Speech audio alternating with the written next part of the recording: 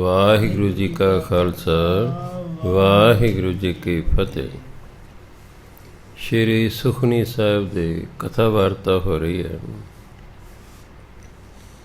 ਕੱਲ 8ਵੀਂ ਅਸ਼ਟਪਦੀ ਸ਼ੁਰੂ ਹੋਈ ਸੀ। ਉਹਦੇ ਪਹਿਲਾ ਜਿਹੜਾ ਹੈ ਪਦਾ ਉਹ ਹੋ ਗਿਆ ਹੈ। 8ਵੀਂ ਅਸ਼ਟਪਦੀ ਦਾ ਦੂਸਰਾ ਪਦਾ ਹੁਣ ਸ਼ੁਰੂ ਹੋਏਗਾ। ਬ੍ਰਹਮ ਗਿਆਨੀ ਨਿਰਮਲ ਤੇ ਨਿਰਮਲਾ, ਜੈਸੇ ਮੈਲ ਨ ਲਾਗੈ ਜਲ। ਜਲ ਦੇ ਆਮ ਲੋਕ ਅਰਥ ਕਰਦੇ ਨੇ ਪਾਣੀ, ਵੀ ਜਿਵੇਂ ਪਾਣੀ ਨੂੰ ਮੈਲ ਨਹੀਂ ਲੱਗਦੀ, ਪਰ ਪਾਣੀ ਤਾਂ ਮੈਲਾ ਹੋ ਜਾਂਦਾ ਹੈ। ਦਰਿਆਵਾਂ ਦਾ ਪਾਣੀ ਮੈਲਾ, ਸਰੋਵਰਾਂ ਦਾ ਪਾਣੀ ਮੈਲਾ, ਛੱਪੜਾਂ ਦਾ ਪਾਣੀ ਮੈਲਾ। ਜਲਾ ਦਾ ਇੱਥੇ ਅਰਥ ਹੈ ਅੱਗ। ਜੈਸੇ ਮੈਲ ਨਾ ਲਾਗੈ ਜਲ, ਜਿਵੇਂ ਅੱਗ ਨੂੰ ਮੈਲ ਨਹੀਂ ਲੱਗਦੀ। ਅੱਗ ਵਿੱਚ ਜਿੰਨਾ ਮਰਜ਼ੀ ਗੰਦ ਮੰਦ ਸੁੱਟ ਦਿਓ, ਅੱਗ ਉਸ ਨੂੰ ਸਾੜ ਕੇ ਸੁਆਹ ਕਰ ਦਿੰਦੀ ਹੈ, ਪਰ ਆਪ ਮੈਲੀ ਨਹੀਂ ਹੁੰਦੀ। ਜਿਵੇਂ ਅੱਗ ਨੂੰ ਮੈਲ ਨਹੀਂ ਲੱਗਦੀ, ਇਸ ਤਰ੍ਹਾਂ ਜਿਹੜਾ ਬ੍ਰਹਮ ਗਿਆਨੀ ਹੈ ਉਹਨੂੰ ਵੀ ਮੋਹ ਮਾਇਆ ਦੀ ਮੈਲ ਨਹੀਂ ਲੱਗਦੀ, ਉਹਨੂੰ ਵੀ ਕਿਸੇ ਵਿਕਾਰ ਦੀ ਮੈਲ ਨਹੀਂ ਲੱਗਦੀ। ਇਸ ਲਈ ਉਹ ਨਿਰਮਲ ਤੇ ਨਿਰਮਲਾ, ਉਹ ਅਤੀ ਨਿਰਮਲ ਹੁੰਦਾ ਹੈ, ਕਿਉਂ ਉਹਨੂੰ ਜਿਹੜੇ ਵਿਕਾਰਾਂ ਦੀ ਮੈਲ ਹੀ ਨਹੀਂ ਲੱਗਦੀ। ਉਹ ਵਿਕਾਰਾਂ ਤੋਂ ਉੱਪਰ ਉੱਠ ਚੁੱਕਾ ਹੁੰਦਾ ਹੈ। ਬ੍ਰਹਮ ਗਿਆਨੀ ਕੈ ਮਨ ਹੋਏ ਪ੍ਰਗਾਸ, ਜੈਸੇ ਧਰ ਉੱਪਰ ਆਕਾਸ਼। ਇੱਕ ਸ਼ਬਦ ਹੈ ਪ੍ਰਕਾਸ਼, ਉਹ ਹੈ ਤਤ ਸਮ ਸ਼ਬਦ। ਉਸ ਤੋਂ ਬੜੇ ਪ੍ਰਗਾਸ, ਇਹਨੂੰ ਕਹਿੰਦੇ ਤਦ ਭਾਵ। ਪ੍ਰਕਾਸ਼ ਅਤੇ ਪ੍ਰਗਾਸ ਦਾ ਅਰਥ ਤਾਂ ਇੱਕੋ ਹੀ ਹੁੰਦਾ, ਪਰ ਜਦੋਂ ਕੋਈ ਸ਼ਬਦ ਦੂਸਰੀ ਭਾਸ਼ਾ 'ਚ ਆਉਂਦਾ ਹੈ, ਉਹ 'ਚ ਥੋੜ੍ਹਾ ਜਿਹਾ ਪਰਿਵਰਤਨ ਆ ਜਾਂਦਾ। ਪ੍ਰਕਾਸ਼ ਤੋਂ ਗੁਰਬਾਣੀ ਦੇ ਵਿੱਚ ਪ੍ਰਗਾਸ ਬਣ ਗਿਆ। ਬ੍ਰਹਮ ਗਿਆਨੀ ਕੈ ਮਨ ਹੋਏ ਪ੍ਰਗਾਸ, ਜੈਸੇ ਧਰ ਉੱਪਰ ਆਕਾਸ਼। ਧਰ ਮਨੇ ਧਰਤੀ, ਧਰਤੀ ਦੇ ਉੱਪਰ ਆਕਾਸ਼ ਹੈ। ਆਕਾਸ਼ ਵਿੱਚ ਚੰਨ ਨੇ, ਤਾਰੇ ਨੇ, ਸੂਰਜ ਹੈ। ਉਹਨਾਂ ਦਾ ਚਾਨਣ ਧਰਤੀ 'ਤੇ ਪੈਂਦਾ ਰਹਿੰਦਾ ਹੈ। ਇਸੇ ਤਰ੍ਹਾਂ ਹੀ ਬ੍ਰਹਮ ਗਿਆਨੀ ਦੇ ਮਨ ਵਿੱਚ ਗਿਆਨ ਦਾ ਪ੍ਰਕਾਸ਼ ਹੁੰਦਾ ਹੈ। ਧਰਤੀ 'ਤੇ ਤਾਂ ਸੂਰਜ, ਚੰਨ, ਤਾਰਿਆਂ ਦਾ ਪ੍ਰਕਾਸ਼ ਹੁੰਦਾ ਹੈ। ਬ੍ਰਹਮ ਗਿਆਨੀ ਦੇ ਮਨ 'ਚ ਗਿਆਨ, ਰੱਬੀ ਗਿਆਨ ਦਾ ਪ੍ਰਕਾਸ਼ ਹੁੰਦਾ ਹੈ। ਬ੍ਰਹਮ ਗਿਆਨੀ ਕੈ ਮਿੱਤਰ ਸਤਰ ਸਮਾਨ। ਸਮਾਨ ਮੈਨੇ ਬਰਾਬਰ, ਮਿੱਤਰ ਦੋਸਤ, ਸਤਰ ਦੁਸ਼ਮਣ। ਬ੍ਰਹਮ ਗਿਆਨੀ ਲਈ ਦੋਸਤ ਅਤੇ ਦੁਸ਼ਮਣ ਇੱਕ ਸਮਾਨ ਹੁੰਦੇ ਹਨ, ਕਿਉਂਕਿ ਉਹ ਦਵੈਤ ਭਾਵਨਾ ਤੋਂ ਉੱਪਰ ਉੱਠ ਚੁੱਕਾ ਹੁੰਦਾ ਹੈ। ਜਿੱਥੇ ਦਵੈਤ ਹੋਏਗੀ, ਉੱਥੇ ਇੱਕ ਚੰਗਾ ਇੱਕ ਮੰਦਾ ਹੋਏਗਾ, ਕੋਈ ਆਪਣਾ ਹੋਏਗਾ, ਕੋਈ ਬੇਗਾਨਾ ਹੋਏਗਾ। ਪਰ ਜਿਹੜਾ ਬ੍ਰਹਮ ਗਿਆਨੀ ਹੁੰਦਾ ਹੈ, ਦਵੈਤ ਭਾਵ ਤੋਂ ਉੱਪਰ ਉੱਠ ਚੁੱਕਾ ਹੁੰਦਾ ਹੈ। ਇਸ ਲਈ ਇਹਦੇ ਅੰਦਰ ਜੇ ਮਿੱਤਰ ਅਤੇ ਸ਼ਤਰੂ ਇਹਦੇ ਲਈ ਇੱਕ ਸਮਾਨ ਨੇ, ਇੱਕੋ ਜਿਹੇ ਨੇ। ਕਿਉਂਕਿ ਉਹ ਮਿੱਤਰ ਦੇ ਵਿੱਚ ਵੀ ਪਰਮਾਤਮਾ ਨੂੰ ਵੇਖ ਰਿਹਾ, ਅਤੇ ਜਿਹੜਾ ਸ਼ਤਰੂ ਹੈ ਉਹਦੇ ਵਿੱਚ ਵੀ ਵੇਖ ਰਿਹਾ। ਉਹ ਸਭ ਦੇ ਵਿੱਚ ਪਰਮਾਤਮਾ ਵੇਖਦਾ ਹੈ। ਬ੍ਰਹਮ ਗਿਆਨੀ ਕੈ ਨਾਹੀ ਅਭਿਮਾਨ। ਅਭਿਮਾਨ ਹੰਕਾਰ ਨੂੰ ਕਹਿੰਦੇ ਨੇ। ਬ੍ਰਹਮ ਗਿਆਨੀ ਦੇ ਅੰਦਰ ਹੰਕਾਰ ਨਹੀਂ ਹੁੰਦਾ। ਜੇ ਹੰਕਾਰ ਹੋਊਗਾ ਫਿਰ ਤਾਂ ਸਾਡੇ ਵਰਗਾ ਹੀ ਹੋਇਆ, ਫਿਰ ਉਹਦੇ ਅਤੇ ਸਾਡੇ 'ਚ ਕੀ ਫਰਕ ਹੋਇਆ। ਉਹਦੇ ਦਾ ਹੰਕਾਰ ਨਹੀਂ ਹੁੰਦਾ। ਹੁਣ ਸਵਾਲ ਪੈਦਾ ਵੀ ਕਿਉਂ ਨਹੀਂ ਹੰਕਾਰ ਹੁੰਦਾ?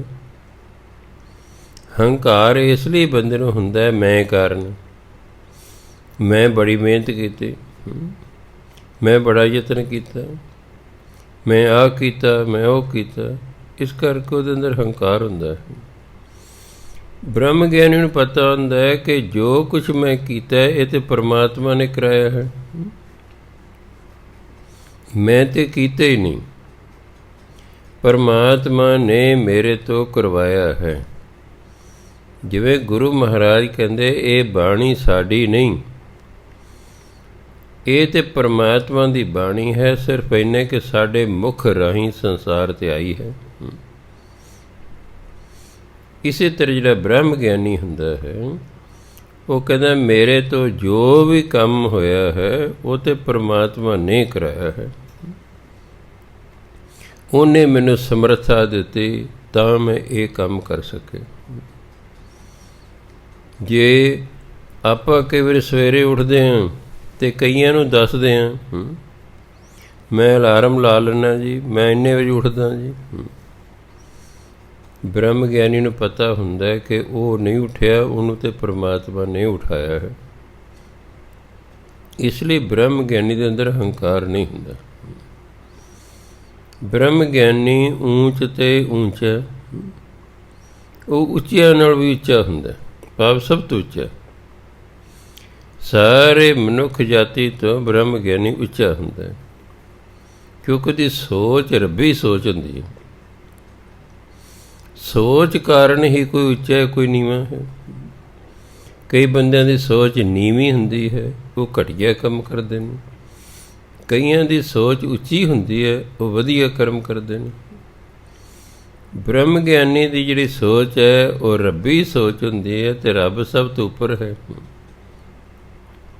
ਇਸ ਲਈ ਬ੍ਰਹਮ ਗਿਆਨੀ ਦੀ ਜਿਹੜੀ ਸੋਚ ਹੈ ਉਹ ਸਭ ਤੋਂ ਉੱਚੀ ਹੁੰਦੀ ਹੈ। ਇਸ ਲਈ ਬ੍ਰਹਮ ਗਿਆਨੀ ਊਂਚ ਤੇ ਉੱਚਾ, ਵੀ ਉੱਚਿਆਂ ਤੋਂ ਵੀ ਉੱਚਾ, ਭਾਵ ਸਭ ਤੋਂ ਉੱਚਾ। ਮਨ ਆਪਣੇ ਹੈ ਸਭ ਤੇ ਨੀਚਾ, ਪਰ ਆਪਣੇ ਮਨ 'ਚ ਆਪਣੇ ਆਪ ਨੂੰ ਸਮਝਦਾ ਮੈਂ ਸਭ ਤੋਂ ਨੀਵਾਂ ਹਾਂ, ਕਿਉਂਕਿ ਉਹਦੇ ਅੰਦਰ ਹੰਕਾਰ ਹੀ ਨਹੀਂ ਹੁੰਦਾ। ਹੈ ਉੱਚਾ, ਪਰ ਉਹ ਕਹਿੰਦਾ ਜੇ ਮੈਨੂੰ ਉੱਚਾ ਕੀਤਾ ਤਾਂ ਪਰਮਾਤਮਾ ਨੇ ਕੀਤਾ, ਮੈਂ ਆਪਣੇ ਕਿਸੇ ਯੋਗਤਾ ਨਾਲ, ਆਪਣੇ ਕਿਸੇ ਯਤਨ ਨਾਲ ਨਹੀਂ ਹੋਇਆ, ਇਹ ਤਾਂ ਪਰਮਾਤਮਾ ਦੀ ਬਖਸ਼ਿਸ਼ ਹੈ। ਇਸ ਲਈ ਉਹ ਮਨ ਕਰਕੇ ਨੀਵਾਂ ਹੁੰਦਾ। ਅਤੇ ਸਿੱਖ ਵੀ ਰੋਜ਼ ਅਰਦਾਸ ਕਰਦਾ ਵੀ ਮਨ ਨੀਵਾਂ ਮਤ ਉੱਚੀ, ਹੇ ਸੱਚੇ ਪਾਤਸ਼ਾਹ ਮੇਰਾ ਮਨ ਨੀਵਾਂ ਰਹੇ ਅਤੇ ਮਤ ਉੱਚੀ ਹੋਵੇ। ਆਮ ਲੋਕਾਂ ਦੀ ਜਿਹੜੀ ਮਤ ਹੈ ਨੀਵੀਂ ਹੁੰਦੀ ਹੈ, ਮਨ ਉੱਚਾ ਹੁੰਦਾ ਹੈ। ਮਨ ਫੈਸਲੇ ਨਹੀਂ ਕਰਦਾ। ਮਨ ਕਦੇ ਵੀ ਤੁਹਾਨੂੰ ਇਹ ਨਹੀਂ ਦੱਸੇਗਾ ਕੀ ਠੀਕ ਹੈ ਅਤੇ ਕੀ ਗਲਤ ਹੈ। ਮਨ ਨੂੰ ਜਨਮਾਂਤਰਾਂ ਦੀ ਮੈਲ ਲੱਗੀ ਹੋਣ ਕਰਕੇ ਉਹਨੇ ਸਾਨੂੰ ਕਦੇ ਚੰਗੀ ਸਲਾਹ ਹੀ ਨਹੀਂ ਦੇਣੀ। ਇਹੀ ਕਾਰਨ ਹੈ ਕਿ ਜਿਹੜੇ ਲੋਕ ਮਨ ਦੇ ਆਖੇ ਲੱਗਦੇ ਨੇ ਉਹ ਹਮੇਸ਼ਾ ਹੀ ਗਲਤ ਕਰਮ ਕਰਦੇ ਨੇ, क्योंकि जन्म जन्म की इस मन को मल लागी काला हुआ स्या, ਇਹ ਕਾਲਾ ਸ਼ਾਹ ਹੋ ਗਿਆ ਹੈ। ਜਨਮਾਂ ਜਨਮਾਂਤਾਂ ਦੀ ਮਾੜੇ ਕੰਮਾਂ ਕਾਰਨ, ਮਾੜੀ ਸੋਚ ਕਾਰਨ ਇਹਨੂੰ ਇੰਨੀ ਕਾਲਖ ਲੱਗੇ, ਕਾਲਾ ਸ਼ਾਹ ਹੋ ਗਿਆ। ਭਾਵ ਮਨ ਨੇ ਸਾਨੂੰ ਕਦੇ ਵੀ ਚੰਗੀ ਸਲਾਹ ਨਹੀਂ ਦੇਣੀ। ਇਹ ਤਾਂ ਮਤ ਨਿਰਣੇ ਕਰਦੀ ਹੈ ਕਿ ਆਹ ਠੀਕ ਹੈ ਅਤੇ ਆਹ ਗਲਤ ਹੈ। ਇਸ ਲਈ ਜਿਹੜਾ ਬ੍ਰਹਮ ਗਿਆਨੀ ਹੁੰਦਾ ਹੈ ਉਹ ਮਨ ਕਰਕੇ ਨੀਵਾਂ ਹੁੰਦਾ ਹੈ, ਉਹ ਆਪਣੀ ਮਤ ਨੂੰ ਉੱਚੀ ਰੱਖਦਾ ਹੈ। ਅਸੀਂ ਵੀ ਜੇ ਆਪਣੀ ਮਤ ਤੋਂ ਕੰਮ ਲੈਣ ਲੱਗ ਜਾਈਏ, ਕਈ ਵਾਰੀ ਸਾਡੀ ਮਤ ਦੀ ਵੀ ਸੀਮਾ ਹੁੰਦੀ ਹੈ। ਹਰ ਇੱਕ ਇਨਸਾਨ ਦੀ ਮਤ ਦੀ ਇੱਕ ਸੀਮਾ ਹੈ। ਇਸ ਲਈ ਰੱਬੀ ਮਤ ਹੋਣੀ ਚਾਹੀਦੀ ਹੈ, ਜਿਹਨੂੰ ਕਹੇ ਗੁਰਮਤ। ਜੇ ਆਪਣੀ ਮਤ ਕੋਈ ਨਿਰਣਾ ਠੀਕ ਨਾ ਕਰ ਸਕੇ ਤਾਂ ਫਿਰ ਗੁਰੂ ਦੀ ਮਤ ਦੀ ਵਰਤੋਂ ਕਰਨੀ ਚਾਹੀਦੀ ਹੈ। ਅਤੇ ਸਾਰੀ ਗੁਰਬਾਣੀ ਗੁਰੂ ਦੀ ਮਤ ਹੈ, ਗੁਰਮਤ ਹੈ। ਬਾਣੀ ਤੋਂ ਪੁੱਛ ਲੈਣਾ ਚਾਹੀਦਾ ਵੀ ਜੇ ਮੈਂ ਆਹ ਕੰਮ ਕਰਨ ਲੱਗਾ ਕੀ ਇਹ ਠੀਕ ਹੈ ਕਿ ਗਲਤ ਹੈ। ਅਤੇ ਜਦੋਂ ਤੁਸੀਂ ਬਾਣੀ ਪੜ੍ਹੋਗੇ ਤੁਹਾਨੂੰ ਦੱਸ ਦੇਗੀ ਕਿ ਜੋ ਤੂੰ ਕੰਮ ਕਰ ਲੱਗੇ ਠੀਕ ਹੈ ਕਿ ਗਲਤ ਹੈ।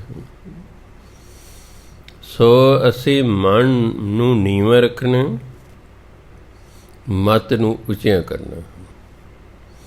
ਅਸਲ ਹੈ ਗੁਰਮਤ, ਗੁਰਮਤ ਗ੍ਰਹਿਣ ਕਰਨੀ ਹੈ।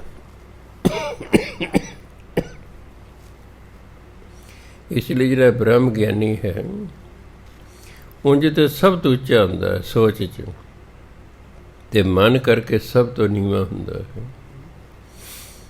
ਬ੍ਰਹਮ ਗਿਆਨੀ ਸੇ ਜਨ ਭਏ, ਭਏ ਮੈਨੇ ਹੋ ਗਏ, ਸੇ ਜਨ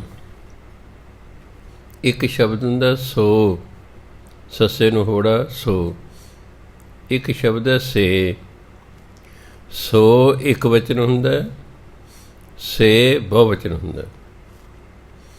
ਹੁਣ ਜਨ ਹੈ, ਨੰਨੇ ਨੂੰ ਜੇ ਔਂਕੜ ਲੱਗਾ ਹੁੰਦਾ ਤਾਂ ਜਨ ਇੱਕ ਵਚਨ ਹੋ ਜਾਣਾ ਸੀ ਅਤੇ ਅੱਗੇ ਲੱਗਣਾ ਸੀ ਸੋ। ਇਹ ਨੰਨੇ ਨੂੰ ਔਂਕੜ ਨਹੀਂ ਹੈ ਅਤੇ ਜਨ ਬਹੁ ਵਚਨ ਹੈ, ਬਹੁ ਵਚਨ ਹੋਣ ਕਰਕੇ ਅੱਗੇ ਲੱਗਾ ਸੇ। ਬਈ ਉਹ ਵਿਅਕਤੀ ਬ੍ਰਹਮ ਗਿਆਨੀ ਹੋ ਗਏ। ਕਿਹੜੇ ਹੋ ਗਏ? ਨਾਨਕ ਜਿਨ ਪ੍ਰਭ ਆਪ ਕਰੇ, ਜਿਨ੍ਹਾਂ ਨੂੰ ਪਰਮਾਤਮਾ ਆਪ ਬ੍ਰਹਮ ਗਿਆਨੀ ਬਣਾਉਂਦਾ ਨਾ, ਕਹਿੰਦੇ ਉਹ ਬ੍ਰਹਮ ਗਿਆਨੀ ਹੋ ਗਏ। ਅਸੀਂ ਸਿਰਫ ਯਤਨ ਕਰਨਾ ਹੈ। ਇਹ ਵੀ ਸਾਡਾ ਇਹ ਲੈਵਲ ਹੈ ਜਿੱਥੇ ਆ ਕੇ ਕਹਿੰਦੇ। ਜੇ ਮੈਂ ਬੱਸ 'ਚ ਬੈਠਾ, ਡਰਾਈਵਰ ਦੇ ਪਿਛਲੇ ਪਾਸੇ ਉਹਦੇ ਜਿਹੜਾ ਅੱਗੇ ਸ਼ੀਸ਼ਾ ਲੱਗਾ ਸੀ, ਉਹ 'ਚ ਲਿਖਿਆ ਸੀ ਮਿਹਨਤ ਮੇਰੀ ਰਹਿਮਤ ਤੇਰੀ, ਕਿਉਂਕਿ ਇਹ ਸਾਡਾ ਲੈਵਲ ਹੈ। ਬ੍ਰਹਮ ਗਿਆਨੀ ਦਾ ਲੈਵਲ ਹੈ ਵੀ ਹੈ ਸੱਚੇ ਪਾਤਸ਼ਾਹ ਮਿਹਨਤ ਵੀ ਤੇਰੀ ਅਤੇ ਰਹਿਮਤ ਵੀ ਤੇਰੀ। ਜੇ ਤੂੰ ਰਹਿਮਤ ਹੀ ਨਾ ਕਰਦਾ ਤਾਂ ਮੈਂ ਮਿਹਨਤ ਕਿਵੇਂ ਕਰਦਾ? ਪਰ ਸਾਡਾ ਲੈਵਲ ਕੀ ਹੈ? ਮਿਹਨਤ ਮੇਰੀ ਰਹਿਮਤ ਤੇਰੀ। ਅਜੇ ਮੇਰੀ ਹੈ ਨਾ, ਅਜੇ ਮੇਰੀ ਤੇਰੀ ਹੈ, ਅਜੇ ਦਵੈਤ ਹੈ, ਇੱਕ ਮੇਰੀ ਇੱਕ ਤੇਰੀ। ਮਿਹਨਤ ਮੇਰੀ ਰਹਿਮਤ ਤੇਰੀ, ਇਹ ਦਵੈਤ ਹੈ। ਇਹ ਦਸਮ ਪਾਤਸ਼ਾਹ ਦਵੈਤ ਏਕ ਰੂਪ ਹੋਏ ਗਇਓ। ਕਹਿੰਦੇ ਮੈਂ ਹੇਮਕੁੰਡ ਸਾਹਿਬ ਭਾਰੀ ਤਪੱਸਿਆ ਕੀਤੀ, ਇੱਕ ਮੈਂ ਸੀ ਅਤੇ ਇੱਕ ਪਰਮਾਤਮਾ ਸੀ। ਫਿਰ ਭਾਰੀ ਤਪੱਸਿਆ ਕਰਦਿਆਂ ਕਰਦੇ ਦਵੈਤ ਏਕ ਰੂਪ ਹੋਏ ਗਏ, ਦੋ ਤੋਂ ਸੀ ਇੱਕ ਰੂਪ ਹੋ ਗਏ। ਅੰਦਰੋਂ ਮੈਂ ਟੋਟਲ ਖਤਮ ਹੋ ਗਈ ਹੈ ਅਤੇ ਮਨੁੱਖ ਦੇ ਜਿਹੜੇ ਹੈ ਫਿਰ ਉਸ ਵਿਅਕਤੀ ਵਿੱਚ ਅਤੇ ਪਰਮਾਤਮਾ ਵਿੱਚ ਫਿਰ ਕੋਈ ਫਰਕ ਨਹੀਂ ਰਹਿੰਦਾ। ਉੱਥੇ ਜਾ ਕੇ ਬੰਦਾ ਬ੍ਰਹਮ ਗਿਆਨੀ ਹੁੰਦਾ। ਸੋ ਬ੍ਰਹਮ ਗਿਆਨੀ ਉਹੀ ਵਿਅਕਤੀ ਹੁੰਦੇ ਹਨ ਜਿਨ੍ਹਾਂ 'ਤੇ ਪਰਮਾਤਮਾ, ਜਿਨ੍ਹਾਂ ਨੂੰ ਪਰਮਾਤਮਾ ਆਪ ਬ੍ਰਹਮ ਗਿਆਨੀ ਬਣਾਉਂਦਾ ਹੈ। ਬ੍ਰਹਮ ਗਿਆਨੀ ਸਗਲ ਕੀ ਰੀਨਾ, ਰੀਨਾ ਹੁੰਦਾ ਚਰਨ ਧੂੜ। ਚਰਨ ਧੂੜ ਤੋਂ ਬਾਅਦ ਭਾਵ ਬਹੁਤ ਨਿਮਰਤਾ ਵਾਲਾ। ਮੈਂ ਤਾਂ ਜੀ ਤੁਹਾਡੇ ਚਰਨਾਂ ਦੀ ਧੂੜ ਹਾਂ, ਭਾਵੇਂ ਉੱਤੋਂ ਹੀ ਕਹੇ। ਜੇ ਅੰਦਰ ਹੋਵੇਂ ਤਾਂ ਫਿਰ ਇਹ ਤਾਂ ਸਿਰਫ ਵਿਖਾਵਾ ਹੈ। ਸੋ ਜਿਹੜਾ ਬ੍ਰਹਮ ਗਿਆਨੀ ਸਭ ਦੀ ਚਰਨ ਧੂੜ ਹੁੰਦਾ ਹੈ, ਕਿਉਂ? ਉਹ ਸਮਝਦਾ ਮੈਂ ਸਭ ਤੋਂ ਨੀਵਾਂ ਹਾਂ, ਇਹ ਸਾਰੇ ਮੇਰੇ ਤੋਂ ਉੱਚੇ ਨੇ, ਇਹ ਸਾਰੇ ਮੇਰੇ ਤੋਂ ਵਧੀਆ ਨੇ, ਇਹ ਸਾਰੇ ਮੇਰੇ ਤੋਂ ਚੰਗੇ ਹਨ। ਉਹ ਆਪਣੇ ਆਪ ਨੂੰ ਸਭ ਦੀ ਚਰਨ ਧੂੜ ਸਮਝਦਾ ਹੈ। ਆਤਮ ਰਸ ਬ੍ਰਹਮ ਗਿਆਨੀ ਚੀਨ। ਭਜਨ ਬੰਦਗੀ ਕਰਦਿਆਂ ਕਰਦਿਆਂ ਕਰਦਿਆਂ ਕਰਦਿਆਂ ਇੱਕ ਐਸੀ ਅਵਸਥਾ ਆ ਜਾਂਦੀ ਹੈ ਕਿ ਜਿੱਥੇ ਆਤਮ ਰਸ ਦੀ ਪ੍ਰਾਪਤੀ ਹੋ ਜਾਂਦੀ ਹੈ। ਜਦੋਂ ਆਤਮ ਰਸ ਦੀ ਪ੍ਰਾਪਤੀ ਹੁੰਦੀ ਹੈ ਤਾਂ ਉਦੋਂ ਦਸਮ ਪਾਤਸ਼ਾਹ ਕਹਿੰਦੇ ਉਸ ਵਿੱਚ, ਮੇਰੇ ਵਿੱਚ ਅਤੇ ਪਰਮਾਤਮਾ ਵਿੱਚ ਫਿਰ ਕੋਈ ਫਰਕ ਨਹੀਂ ਰਹਿੰਦਾ। ਆਤਮ ਰਸ ਬ੍ਰਹਮ ਗਿਆਨੀ ਚੀਨਾ। ਚੀਨਾ ਹੁੰਦਾ ਜਾਣ ਲੈਣਾ। ਬ੍ਰਹਮ ਗਿਆਨੀ ਆਤਮ ਰਸ ਨੂੰ ਜਾਣ ਲੈਂਦਾ ਹੈ। ਨਾਮ ਰਸ ਨੂੰ ਜਾਣ ਲੈਂਦਾ ਹੈ। ਅਸੀਂ ਤੇ ਜੇ ਪੜ੍ਹਿਆ ਨਾ, ਅਤੇ ਆਤਮ ਰਸ ਦੀ ਕਥਾ ਕਰ ਰਹੇ ਹਾਂ, ਅਜੇ ਆਪ ਨੂੰ ਆਤਮ ਰਸ ਨਹੀਂ ਆਇਆ। ਜਦੋਂ ਆਪ ਨੂੰ ਆਏਗਾ ਉਹ ਫਿਰ ਹੁੰਦਾ ਅਨੁਭਵ। ਜਦੋਂ ਅਨੁਭਵ ਹੋਏਗਾ ਫਿਰ ਵੈਸੇ ਹੀ ਅਰਥ ਆ ਜਾਣਗੇ ਬਾਣੀ ਦੇ। ਫਿਰ ਤੇ ਕੋਈ ਟੀਕਾ ਪੜ੍ਹਨ ਦੀ ਲੋੜ ਨਹੀਂ, ਫਿਰ ਤੇ ਅਨੁਭਵ ਹੀ ਹੋ ਗਿਆ ਹੈ। ਫਿਰ ਤੇ ਆਪੇ ਹੀ ਸਮਝ ਆਉਣ ਲੱਗ ਜਾਂਦੀ ਹੈ ਬਾਣੀ। ਸੋ ਜਿਹੜਾ ਬ੍ਰਹਮ ਗਿਆਨੀ ਹੁੰਦਾ ਹੈ ਉਹ ਆਤਮਕ ਰਸ, ਨਾਮ ਰਸ ਨੂੰ ਜਾਣ ਲੈਂਦਾ ਹੈ। ਕਿਉਂ ਜਦ ਰਸ ਆਵੇਗਾ ਅਸਲ ਤਾਂ ਹੀ ਜਾਣੇਗਾ ਨਾ। ਬ੍ਰਹਮ ਗਿਆਨੀ ਕੀ ਸਭ ਉੱਪਰ ਮਾਇਆ, ਮਾਇਆ ਮੈਨੇ ਕਿਰਪਾ, ਦਇਆ ਮਾਇਆ ਇੱਕੋ ਹੀ ਗੱਲ ਹੈ। ਬ੍ਰਹਮ ਗਿਆਨ ਦੀ ਸਾਰਿਆਂ ਤੋਂ ਉੱਪਰ ਕਿਰਪਾ ਹੁੰਦੀ। ਇਹ ਨਹੀਂ ਉਹ ਕਿਸੇ 'ਤੇ ਕਿਰਪਾ ਕਰਦਾ, ਕਿਸੇ 'ਤੇ ਨਹੀਂ ਕਰਦਾ। ਉਹਦੀ ਕਿਰਪਾ ਸਭ 'ਤੇ ਹੁੰਦੀ ਹੈ। ਸਿਰਫ ਭਾਂਡੇ 'ਚ ਫਰਕ ਹੈ। ਇੱਕ ਦਾ ਭਾਂਡਾ ਸਿੱਧਾ ਹੈ, ਉਹ ਕਿਰਪਾ ਨੂੰ ਪਵਾ ਲੈਂਦਾ ਆਪਣੇ ਭਾਂਡੇ 'ਚ। ਇੱਕ ਨੇ ਭਾਂਡਾ ਪੁੱਠਾ ਕਰ ਰੱਖਿਆ ਹੈ, ਉਹਦੇ ਕਿਰਪਾ ਨਹੀਂ ਹੁੰਦੀ। ਜਿਵੇਂ ਮੀਂਹ ਪੈ ਰਿਹਾ ਸੀ, ਇੱਕ ਬੰਦੇ ਨੇ ਆਪਣੀ ਬਾਲਟੀ ਸਿੱਧੀ ਕਰ ਲਈ ਵੀ ਚਲੋ ਮੀਂਹ ਦਾ ਪਾਣੀ ਹੈ, ਕਹਿੰਦੇ ਨੇ ਵੀ ਇਹ ਪਿੱਤ ਨੂੰ ਠੀਕ ਕਰਦਾ ਹੈ, ਨਹਾ ਲਾਂਗੇ ਇਹਦੇ ਨਾਲ। ਦੂਜੇ ਨੇ ਸਿੱਧੀ ਨਹੀਂ ਕੀਤੀ, ਉਹ ਪੁੱਠੀ ਸੀ ਬਾਲਟੀ। ਜਿਹਦੀ ਸਿੱਧੀ ਸੀ ਉਹਦੀ ਬਾਲਟੀ ਪਾਣੀ ਨਾਲ ਭਰ ਗਈ, ਦੂਜੇ ਦੀ ਖਾਲੀ ਰਹਿ ਗਈ। ਦੂਜਾ ਕਹਿੰਦਾ ਯਾਰ ਕਮਾਲ ਹੈ, ਤੇਰੀ ਬਾਲਟੀ ਭਰ ਗਈ, ਮੇਰੀ ਖਾਲੀ ਰਹਿ ਗਈ ਹੈ। ਮੀਂਹ ਤਾਂ ਦੋਨੋਂ ਬਾਲਟੀਆਂ 'ਤੇ ਹੀ ਪਿਆ, ਇੱਕ ਸਿੱਧੀ ਸੀ ਤੇ ਇੱਕ ਪੁੱਠੀ ਸੀ ਬਸ। ਇਸ ਲਈ ਬ੍ਰਹਮ ਗਿਆਨ ਦੀ ਕਿਰਪਾ ਤੇ ਸਾਰਿਆਂ 'ਤੇ ਹੁੰਦੀ ਹੈ, ਪਰ ਕੋਈ ਕਿਰਪਾ ਆਪਣੇ 'ਤੇ ਕਰਾਉਣਾ ਚਾਹੁੰਦਾ ਹੈ ਤੇ ਕੋਈ ਕਰਾਉਣਾ ਨਹੀਂ ਚਾਹੁੰਦਾ। ਬਸ ਇੰਨਾ ਹੀ ਫਰਕ। ਉਹ ਤਾਂ ਕਿਰਪਾ ਹੀ ਕਰਦੇ ਨੇ। ਬ੍ਰਹਮ ਗਿਆਨੀ 'ਤੇ ਕੁਛ ਬੁਰਾ ਨਾ ਪਿਆ। ਬ੍ਰਹਮ ਗਿਆਨੀ 'ਤੇ ਕੁਝ ਵੀ ਬੁਰਾ ਨਹੀਂ ਹੁੰਦਾ, ਉਹ ਕਿਤੇ ਬੁਰਾ ਕਰਦਾ ਹੀ ਨਹੀਂ। ਤੇ ਬਾਣੀ ਕਹਿੰਦੇ ਪਰ ਕਾ ਬੁਰਾ ਨਾ ਰਾਖੋ ਚੀਤ, ਤੁਮ ਕੋ ਦੁੱਖ ਨਹੀਂ ਭਾਈ ਮੀਤ। ਹੇ ਭਰਾਵਾ, ਹੇ ਮਿੱਤਰਾ, ਤੂੰ ਕਿਸੇ ਦਾ ਬੁਰਾ ਕਰਨ ਦਾ ਖਿਆਲ ਹੀ ਨਾ ਮਨ 'ਚ ਲਿਆ, ਤੈਨੂੰ ਕੋਈ ਦੁੱਖ ਨਹੀਂ ਲੱਗੇਗਾ, ਤੈਨੂੰ ਕੋਈ ਦੁੱਖ ਨਹੀਂ ਲੱਗੇਗਾ। ਸਾਡੇ ਵਿਚਾਰ ਸ਼ੁਭ ਹੋਣੇ ਚਾਹੀਦੇ ਨੇ, ਸਾਡੇ ਕਰਮ ਸ਼ੁਭ ਹੋਣੇ ਚਾਹੀਦੇ ਨੇ। ਸਾਡਾ ਭੋਜਨ ਵੈਸ਼ਨੂੰ ਹੋਣਾ ਚਾਹੀਦਾ, ਸਾਤਵਿਕ ਭੋਜਨ ਚਾਹੀਦਾ। ਬਹੁਤਾ ਭਾਰਾ ਭੋਜਨ ਨਹੀਂ, ਬਹੁਤਾ ਤਲਿਆ ਹੋਇਆ ਨਹੀਂ, ਕੋਈ ਮੀਟ ਨਹੀਂ, ਭਾਰੀ ਭੋਜਨ ਨਹੀਂ। ਸਿੰਪਲ ਭੋਜਨ ਚਾਹੀਦਾ, ਸਧਾਰਨ ਭੋਜਨ ਚਾਹੀਦਾ ਹੈ। ਭੋਜਨ ਵੀ ਸਧਾਰਨ ਹੋਵੇ, ਸਹੀ ਹੋਵੇ। ਬੰਦਾ ਭਜਨ ਬੰਦਗੀ ਵੀ ਕਰੇ, ਕਿਸੇ ਦਾ ਮਾੜਾ ਸੋਚੇ ਨਾ, ਕਿਸੇ ਦਾ ਮਾੜਾ ਕਰੇ ਨਾ। ਵੈਸ਼ਨੂੰ ਭੋਜਨ ਖਾਵੇ, ਹੌਲਾ ਭੋਜਨ ਖਾਵੇ। ਹਾਲਾਂਕਿ ਆਹ ਸਮੋਸੇ ਵੈਸ਼ਨੂੰ ਭੋਜਨ ਹੀ ਹੈ, ਪਰ ਇਹ ਤਲੇ ਹੋਣ ਕਰਕੇ ਜੇ ਜ਼ਿਆਦਾ ਖਾਧੇ ਜਾਣ ਤੇ ਰੋਜ਼ ਰੋਜ਼ ਖਾਧੇ ਜਾਣ, ਸਰੀਰ ਦਾ ਨੁਕਸਾਨ ਕਰਦੇ ਨੇ। ਤਲੇ ਹੋਏ ਪਦਾਰਥ ਜਿਹੜੇ ਨੇ ਇਹ ਭਾਰੇ ਹੋ ਜਾਂਦੇ ਨੇ, ਸਿਹਤ ਨੂੰ ਖਰਾਬ ਕਰਦੇ ਨੇ। ਜਿਹੜੇ ਬ੍ਰਹਮ ਗਿਆਨੀ ਹੁੰਦੇ ਨੇ ਇਹ ਥੋੜ੍ਹਾ ਖਾਂਦੇ ਨੇ। ਅਲਪਹਾਰ ਸੁਲਭ ਸੀ ਨਿਦਰਾ, ਥੋੜ੍ਹਾ ਖਾਂਦੇ ਨੇ, ਥੋੜ੍ਹਾ ਸੌਂਦੇ ਨੇ। ਆਪਾਂ ਜ਼ਿਆਦਾ ਖਾਂਦੇ ਇਸ ਲਈ ਜ਼ਿਆਦਾ ਨੀਂਦ ਆਉਂਦੀ ਹੈ। ਭੁੱਖੇ ਨੂੰ ਨੀਂਦ ਨਹੀਂ ਨਾ ਆਉਂਦੀ। ਰਾਤ ਲੱਗੀ ਭੁੱਖ ਤੇ ਤੁਹਾਡੀ ਮਾਂ ਰੋਟੀ ਉਹਨੇ ਪਕਾ ਕੇ ਦੇਵੇ, ਕਹਿੰਦੇ ਐਂ ਪੈ ਜਾ। ਦੇਖੋ ਸਵਾਲ ਹੀ ਪੈ 4 ਵਜੇ ਤੇ ਜੇ ਨੀਂਦ ਆ ਜੇ ਤਾਂ ਪਾਸੇ ਜੇ ਮਰੀ ਜਾਊਗਾ, ਵਿਸ ਘੋਲੀ ਜਾਏਗਾ। ਜੇ ਖਾ ਲਈਏ 4-5 ਰੋਟੀਆਂ, ਉਹਦੀ ਪਤਲਾ ਸੌਂ ਜਾਣਾ, ਵਿੱਚ ਹੀ ਅੰਮ੍ਰਿਤ ਵੇਲਾ ਲੰਘ ਜਾਣਾ ਹੁੰਦਾ। ਇਸ ਲਈ ਜਿਹਨੇ ਭਜਨ ਬੰਦਗੀ ਕਰਨੀ ਹੈ, ਉਹ ਇੱਕ ਤਾਂ ਉਹਦੇ ਵਿਚਾਰ ਸ਼ੁਭ ਹੋਣੇ ਚਾਹੀਦੇ ਨੇ, ਉਹਦੇ ਕਰਮ ਸ਼ੁਭ ਹੋਣੇ ਚਾਹੀਦੇ ਨੇ, ਉਹਦਾ ਭੋਜਨ ਵੈਸ਼ਨੂੰ ਹੋਣਾ ਚਾਹੀਦਾ, ਉਹਦਾ ਭੋਜਨ ਹੌਲਾ ਹੋਣਾ ਚਾਹੀਦਾ ਹੈ, ਉਹ ਭਜਨ ਬੰਦਗੀ ਕਰਨ ਵਾਲਾ ਹੋਣਾ ਚਾਹੀਦਾ ਹੈ, ਅਤੇ ਨਾਲ ਐਕਸਰਸਾਈਜ਼ ਕਰੇ, ਆਪਣੇ ਸਰੀਰ ਦੀ ਐਕਸਰਸਾਈਜ਼ ਵੀ ਕਰਨੀ ਹੈ। ਸਭ ਤੋਂ ਵਧੀਆ ਹੈ ਪ੍ਰਾਣਾਯਾਮ ਕਰਨਾ।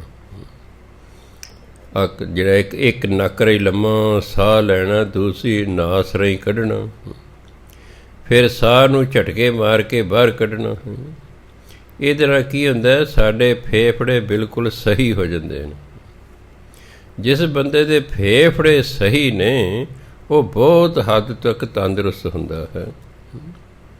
ਸੋ ਜਿਨ੍ਹਾਂ ਨੇ ਭਜਨ ਬੰਦਗੀ ਕਰਨੀ ਹੈ ਉਹਨਾਂ ਨੇ 4-5 ਗੱਲਾਂ ਦਾ ਖਿਆਲ ਰੱਖਣਾ ਪੈਂਦਾ ਹੈ, ਤਾਂ ਜੋ ਆਰਾਮ ਨਾਲ ਉਹ ਭਜਨ ਬੰਦਗੀ ਕਰ ਸਕਣ ਅਤੇ ਵਧੀਆ ਜੀਵਨ ਜਿਉ ਸਕਣ। ਇਸ ਲਈ ਕਹਿੰਦੇ ਬ੍ਰਹਮ ਗਿਆਨੀ ਤੇ ਕਛ ਬੁਰਾ ਨਾ ਭਇਆ। ਬ੍ਰਹਮ ਗਿਆਨੀ ਤਾਂ ਬੁਰਾ ਹੁੰਦਾ ਹੀ ਨਹੀਂ। ਇਹ ਨਹੀਂ ਕਿ ਕਰਦਾ ਨਹੀਂ, ਹੁੰਦਾ ਹੀ ਨਹੀਂ। ਉਹਦਾ ਸੁਭਾਅ ਹੀ ਇਹੋ ਜਿਹਾ ਹੁੰਦਾ ਹੈ। ਬੁਰਾ ਅਸੀਂ ਤਾਂ ਕਰੀਏ ਜੇ ਆਪਣਾ ਕੋਈ ਦੁਸ਼ਮਣ ਹੋਵੇ, ਤਾਂ ਹੀ ਅਸੀਂ ਬੁਰਾ ਕਰਾਂਗੇ ਨਾ। ਬ੍ਰਹਮ ਗਿਆਨੀ ਲਈ ਦੁਸ਼ਮਣੀ ਕੋਈ ਨਹੀਂ ਹੁੰਦਾ, ਸਾਰੇ ਹੀ ਆਪਣੇ ਹੁੰਦੇ ਨੇ। ਵਿਸਰ ਗਈ ਸਭ ਤਾਤ ਪਰਾਈ। ਤਾਤ ਹੁੰਦੀ ਈਰਖਾ, ਦੂਜਿਆਂ ਨਾਲ ਈਰਖਾ ਕਰਨੀ ਕਹਿੰਦੇ ਭੁੱਲ ਗਈ ਹੈ। ਕਦੋਂ ਤੋਂ? ਜਬ ਤੇ ਸਾਧ ਸੰਗਤ ਮੋਹਿ ਪਾਈ। ਜਦੋਂ ਦੀ ਮੈਂ ਸਾਧੂ ਦੀ ਸੰਗਤ ਕਰਨ ਲੱਗਾ ਕਹਿੰਦੇ ਮੈਨੂੰ ਤੇ ਈਰਖਾ ਹੀ ਭੁੱਲ ਗਈ। ਈਰਖਾ ਹੋਵੇਗੀ ਤਾਂ ਹੀ ਅਸੀਂ ਦੂਜੇ ਨੂੰ ਡਾਊਨ ਕਰਨ ਦੀ ਕੋਸ਼ਿਸ਼ ਕਰਾਂਗੇ। ਈਰਖਾ ਹੀ ਕੋਈ ਨਹੀਂ, ਇਸ ਲਈ ਅਸੀਂ ਉਹਦਾ ਬੁਰਾ ਹੀ ਨਹੀਂ ਕਰਾਂਗੇ। ਬ੍ਰਹਮ ਗਿਆਨੀ ਦੇ ਕੁਝ ਬੁਰਾ ਹੁੰਦਾ ਹੀ ਨਹੀਂ ਹੈਗਾ, ਉਹਦੇ ਸੁਭਾਅ 'ਚ ਹੀ ਇਹ ਗੱਲ ਨਹੀਂ ਹੁੰਦੀ। ਬ੍ਰਹਮ ਗਿਆਨੀ ਸਦਾ ਸਮਦਰਸੀ। ਸਮ ਦਾ ਬਰਾਬਰ, ਜਿਹਨੂੰ ਇੰਗਲਿਸ਼ ਕਹਿੰਦੇ ਇਕੁਅਲ ਹਿਸਾਬ 'ਚ 2 ਲਾਈਨਾਂ ਲਾਈਆਂ ਹੁੰਦੀਆਂ ਪੈਰਲਲ, ਉਹਨੂੰ ਸਮ ਕਹਿੰਦੇ। ਸਮਦਰਸੀ, ਜਿਹਦੀ ਦ੍ਰਿਸ਼ਟੀ ਸਮ ਹੁੰਦੀ ਹੈ, ਉਹ ਸਾਰਿਆਂ ਨੂੰ ਇੱਕੋ ਨਜ਼ਰ ਨਾਲ ਦੇਖਦਾ ਹੈ। ਸੋ ਬ੍ਰਹਮ ਗਿਆਨੀ ਸਦਾ ਸਮਦਰਸੀ ਹੁੰਦਾ ਹੈ। ਉਹ ਕਿਸੇ ਨੂੰ ਚੰਗਾ ਜਾਂ ਕਿਸੇ ਨੂੰ ਮੰਦਾ ਜਾਂ ਕਿਸੇ ਨੂੰ ਆਪਣਾ ਜਾਂ ਕਿਸੇ ਨੂੰ ਬੇਗਾਨਾ ਨਹੀਂ ਸਮਝਦਾ, ਸਭ ਨੂੰ ਇੱਕਸਾਰ ਸਮਝਦਾ ਹੈ। ਬ੍ਰਹਮ ਗਿਆਨੀ ਕੀ ਦ੍ਰਿਸ਼ਟ ਅੰਮ੍ਰਿਤ ਵਰਸੇ। ਬ੍ਰਹਮ ਗਿਆਨੀ ਦੀ ਦ੍ਰਿਸ਼ਟੀ ਵਿੱਚੋਂ ਅੰਮ੍ਰਿਤ ਵਰਸਦਾ ਹੈ। ਉਹ ਜਦੋਂ ਕਿਸੇ ਵੱਲ ਨਿਗਾਹ ਭਰ ਕੇ ਤੱਕਦਾ ਨਾ, ਉਹ ਦੂਸਰੇ ਦਾ ਮਨ ਇੰਨਾ ਪ੍ਰਸੰਨ ਹੋ ਜਾਂਦਾ ਹੈ, ਇੰਨਾ ਸ਼ਾਂਤ ਹੋ ਜਾਂਦਾ ਹੈ ਕਿ ਉਹਨੂੰ ਲੱਗਦਾ ਹੈ ਕਿ ਜਿਵੇਂ ਅੰਮ੍ਰਿਤ ਦੀ ਵਰਖਾ ਮੇਰੇ 'ਤੇ ਹੋ ਗਈ ਹੈ, ਕਿਉਂਕਿ ਉਹਦੇ ਅੰਦਰ ਪਰਮਾਤਮਾ ਵਸ ਗਿਆ ਹੁੰਦਾ। ਪਰਮਾਤਮਾ ਦਿਆਲੂ ਹੈ, ਕਿਰਪਾਲੂ ਹੈ। ਪਰਮਾਤਮਾ ਹਮੇਸ਼ਾ ਹੀ ਕਿਰਪਾ ਕਟਾਖਿਆ ਵਾਲਾ ਹੈ। ਕਿਰਪਾ ਕਟਾਖਿਆ ਅਵਲੋਕਨ ਕੀਨੋ, ਦਾਸ ਕਾ ਦੁਖ ਬਿਦਾਰਿਓ। ਪੰਚਮ ਪਾਤਸ਼ਾਹ ਕਹਿੰਦੇ ਪਰਮਾਤਮਾ ਨੇ ਕਿਰਪਾ ਦ੍ਰਿਸ਼ਟੀ ਨਾਲ ਮੇਰੇ ਵੱਲ ਵੇਖਿਆ, ਅਵਲੋਕਨ ਕੀਨੋ ਵੇਖਿਆ, ਦਾਸ ਕਾ ਦੁਖ ਬਿਦਾਰਿਓ, ਕਹਿੰਦਾ ਮੇਰਾ ਸਾਰਾ ਦੁੱਖ ਹੀ ਦੂਰ ਕਰ। ਕਿਰਪਾ ਦ੍ਰਿਸ਼ਟੀ ਹੈ, ਉਹ ਅੰਮ੍ਰਿਤ ਹੈ, ਅੰਮ੍ਰਿਤ ਦ੍ਰਿਸ਼ਟੀ ਹੈ। ਬ੍ਰਹਮ ਗਿਆਨੀ ਬੰਧਨ ਤੇ ਮੁਕਤਾ। ਆਪਾਂ ਨੂੰ ਤਾਂ ਕਈ ਪ੍ਰਕਾਰ ਦੇ ਬੰਧਨ ਨੇ, ਥੋੜ੍ਹੇ ਨਹੀਂ ਬਹੁਤ ਨੇ।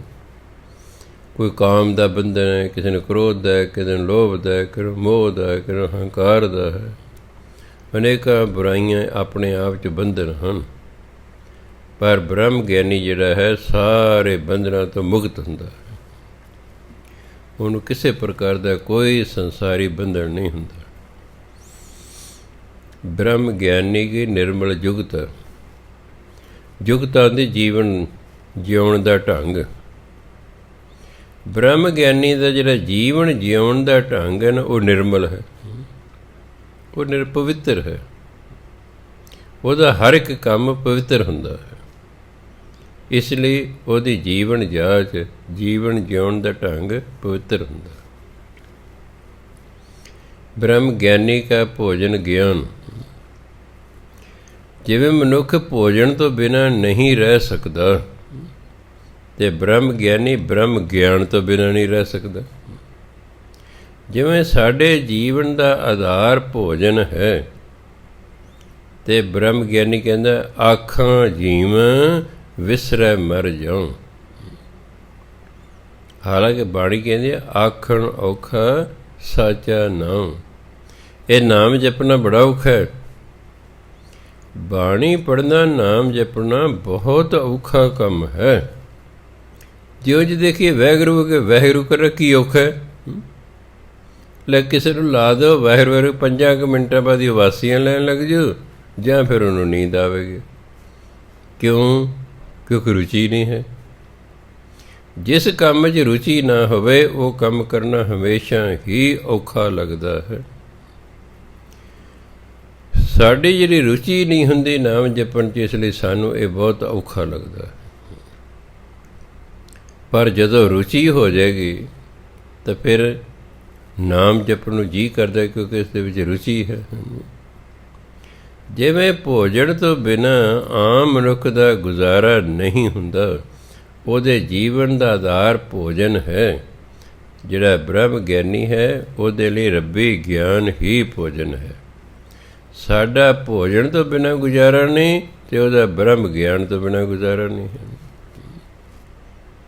ਸੋ ਬ੍ਰਹਮ ਗਿਆਨ, ਇਹ ਨਹੀਂ ਕਿ ਬ੍ਰਹਮ ਗਿਆਨੀ ਭੋਜਨ ਨਹੀਂ ਖਾਂਦਾ, ਸਗੋਂ ਇਹ ਦੱਸਿਆ ਵੀ ਜਿਵੇਂ ਭੋਜਨ ਬਹੁਤ ਜ਼ਰੂਰੀ ਹੈ ਜੀਵਨ ਲਈ, ਬ੍ਰਹਮ ਗਿਆਨੀ ਲਈ ਜਿਹੜਾ ਰੱਬੀ ਗਿਆਨ ਹੈ ਜ਼ਰੂਰੀ ਹੈ। ਅਸੀਂ ਭਾਵੇਂ ਰੱਬੀ ਗਿਆਨ ਹਾਸਲ ਨਾ ਕਰੇ, ਜੀਵਨ ਤੇ ਲੰਘ ਹੀ ਜਾਣਾ। ਇਹ ਮਨੁੱਖਾ ਜੀਵਨ ਤੇ ਲੰਘ ਹੀ ਜਾਣਾ ਹੈ।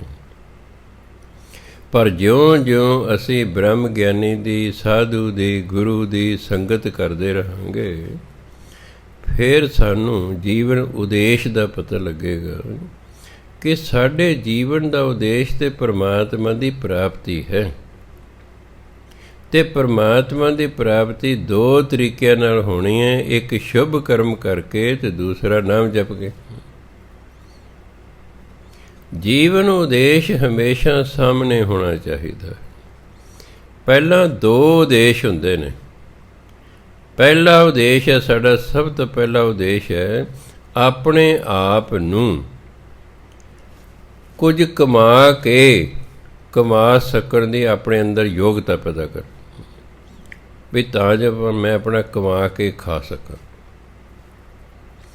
ਚਾਹੇ ਪੜ੍ਹਾਈ ਕਰ ਲਓ, ਵਪਾਰ ਕਰ ਲਓ, ਦਿਹਾੜੀ ਕਰ ਲਓ, ਹੋਰ ਕੋਈ ਕੰਮ, ਦੁਕਾਨਦਾਰੀ ਕਰ ਲਓ। ਸਭ ਤੋਂ ਜ਼ਰੂਰੀ ਹੈ ਪਹਿਲਾਂ ਆਪਣੇ ਅਤੇ ਆਪਣੇ ਪਰਿਵਾਰ ਨੂੰ ਪਾਲਣ ਲਈ ਮਾਇਆ ਦੀ ਲੋੜ ਹੈ। ਸੋ ਐਸਾ ਕਰਮ ਕਰਨਾ ਜਿਸ ਦੇ ਨਾਲ ਮਾਇਆ ਪ੍ਰਾਪਤ ਹੋ ਸਕੇ। ਪਹਿਲਾ ਉਦੇਸ਼ ਤਾਂ ਇਹ ਹੈ। ਦੂਸਰਾ ਉਦੇਸ਼ ਨਾ ਫਿਰ ਪਰਮਾਤਮਾ ਦੀ ਪ੍ਰਾਪਤੀ।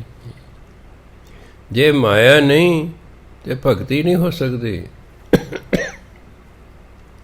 ਭੁੱਖੇ ਭਗਤ ਨ ਕੀਜੈ, ਇਹ ਮਾਲਾ ਆਪਣੀ ਲੀਜੈ। ਕਹਿੰਦੇ ਮੇਰੇ ਤੋਂ ਭੁੱਖੇ ਤੋਂ ਭਗਤੀ ਨਹੀਂ ਹੁੰਦੀ, ਆਹ ਲਓ ਆਪਣੀ ਮਾਲਾ। ਹੁਣ ਰੋਟੀ ਚਾਹੀਦੀ ਹੈ, ਅਤੇ ਰੋਟੀ ਤਾਂ ਮਾਇਆ ਨਾਲ ਹੀ ਮਿਲੇਗੀ ਨਾ। ਜੇ ਆ ਮਜ਼ਦੂਰਾਂ ਕੋਲ ਮਾਇਆ ਹੁੰਦੀ, ਇਹਨਾਂ ਨੂੰ ਕੀ ਲੋੜ ਸੀ ਵਿਚਾਰਿਆਂ ਨੂੰ ਪੈਦਲ 1600 ਕਿਲੋਮੀਟਰ ਤੁਰਨਾ ਹੈ। ਬੱਚਿਆਂ ਬੁੱਢਿਆਂ ਨੂੰ ਚੱਕ ਕੇ ਗੋਦੀ ਤੁਰਨਾ। ਕੋਲ ਮਾਇਆ ਨਹੀਂ ਸੀ, ਰੋਟੀ ਖਾਣੀ ਔਖੀ ਹੋ ਗਈ। ਮਾਇਆ ਜ਼ਰੂਰੀ ਹੈ। ਭਜਨ ਬੰਦਗੀ ਭੁੱਖਾ ਬੰਦਾ ਨਹੀਂ ਕਰ ਸਕਦਾ, ਗਰੀਬ ਨਹੀਂ ਕਰ ਸਕਦਾ। ਇਸ ਲਈ ਤਾਂ ਗੁਰੂ ਨਾਨਕ ਜੀ ਨੇ ਕਿਹਾ ਕਿਰਤ ਕਰੋ। ਕਿਰਤ ਕਰੇਗਾ ਸਿੱਖ, ਤੇ ਕਿਰਤ ਦੇ ਨਾਲ ਫਿਰ ਬਾਅਦ ਚ ਲੈ ਕਿਰਤ ਦਾ ਕੁਝ ਹੋਰ ਵੀ ਕਰ ਰਿਹਾ ਹੈ। ਹਾਲਾਂਕਿ ਮੈਂ ਅੱਧੀ ਦੀ ਰਾਤ ਨੂੰ ਜਾਗਦਾ ਜੀ, ਨਾਲ ਲਾਉਣਾ ਪਿਆ 10 ਨੂੰਹਾਂ ਦੀ ਕਿਰਤ, ਵੀ ਕਿਤੇ ਭੁਲੇਖਾ ਨਾ ਰਹਿ ਜੇ ਵੀ ਕੰਮ ਕਰਨਾ ਜੀ। ਆਪ 10 ਨੂੰਹਾਂ ਦੀ ਕਿਰਤ ਕਰਕੇ, ਜਿਵੇਂ ਕਿ ਕਾਲ ਖਾਏ ਕਿ ਛੱਤੋਂ ਦੇ, 10 ਨੂੰਹਾਂ ਦੀ ਕਿਰਤ ਕਰਕੇ ਆਪਣਾ ਪਰਿਵਾਰ ਪਾਲਣਾ, ਅਤੇ ਫਿਰ ਨਾਲ ਨਾਮ ਜਪਣਾ। ਅਤੇ ਜੇ ਕਿਰਤ ਕਮਾਈ ਦਾ 10ਵਾਂ ਹਿੱਸਾ ਲੋੜਵੰਦਾਂ ਲਈ ਸਹਾਇਤਾ ਵਜੋਂ ਵਰਤਣਾ ਹੈ। ਇਹ ਮੁੱਢਲੇ ਅਸੂਲ ਜੇ ਅਸੀਂ ਮੰਨਾਂਗੇ ਫਿਰ ਅਸੀਂ ਧਰਮ ਦੇ ਰਾਹ 'ਤੇ ਚੱਲ ਸਕਦੇ ਹਾਂ।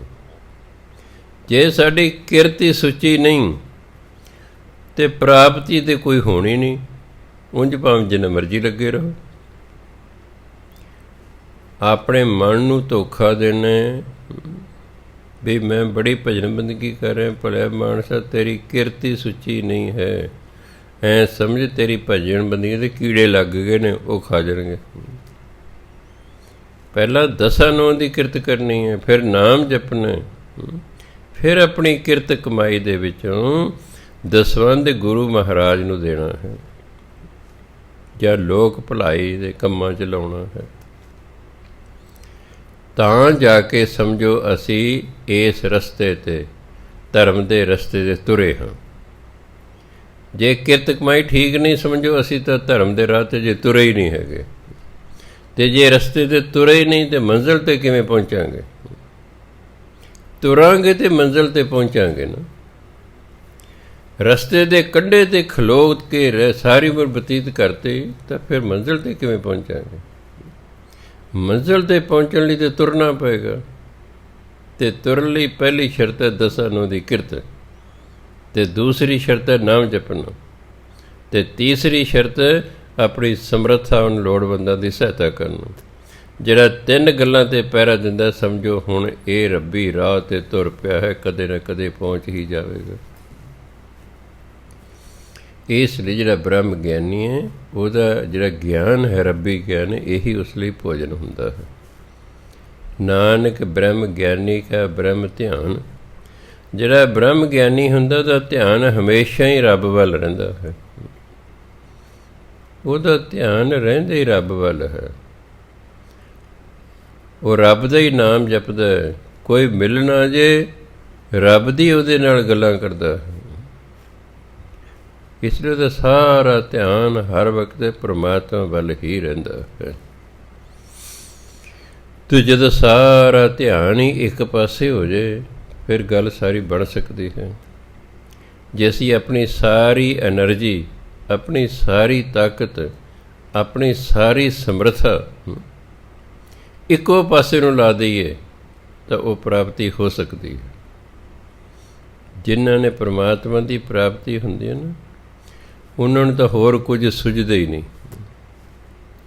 ਉਹ ਤਾਂ ਦਿਨ ਰਾਤ ਉੱਠਦੇ ਬੈਠਦੇ ਤੁਰਦੇ ਫਿਰਦੇ ਵਾਹਿਗੁਰੂ ਵਾਹਿਗੁਰੂ ਵਾਹਿਗੁਰੂ ਵਾਹਿਗੁਰੂ ਕਰਦੇ ਰਹਿੰਦੇ।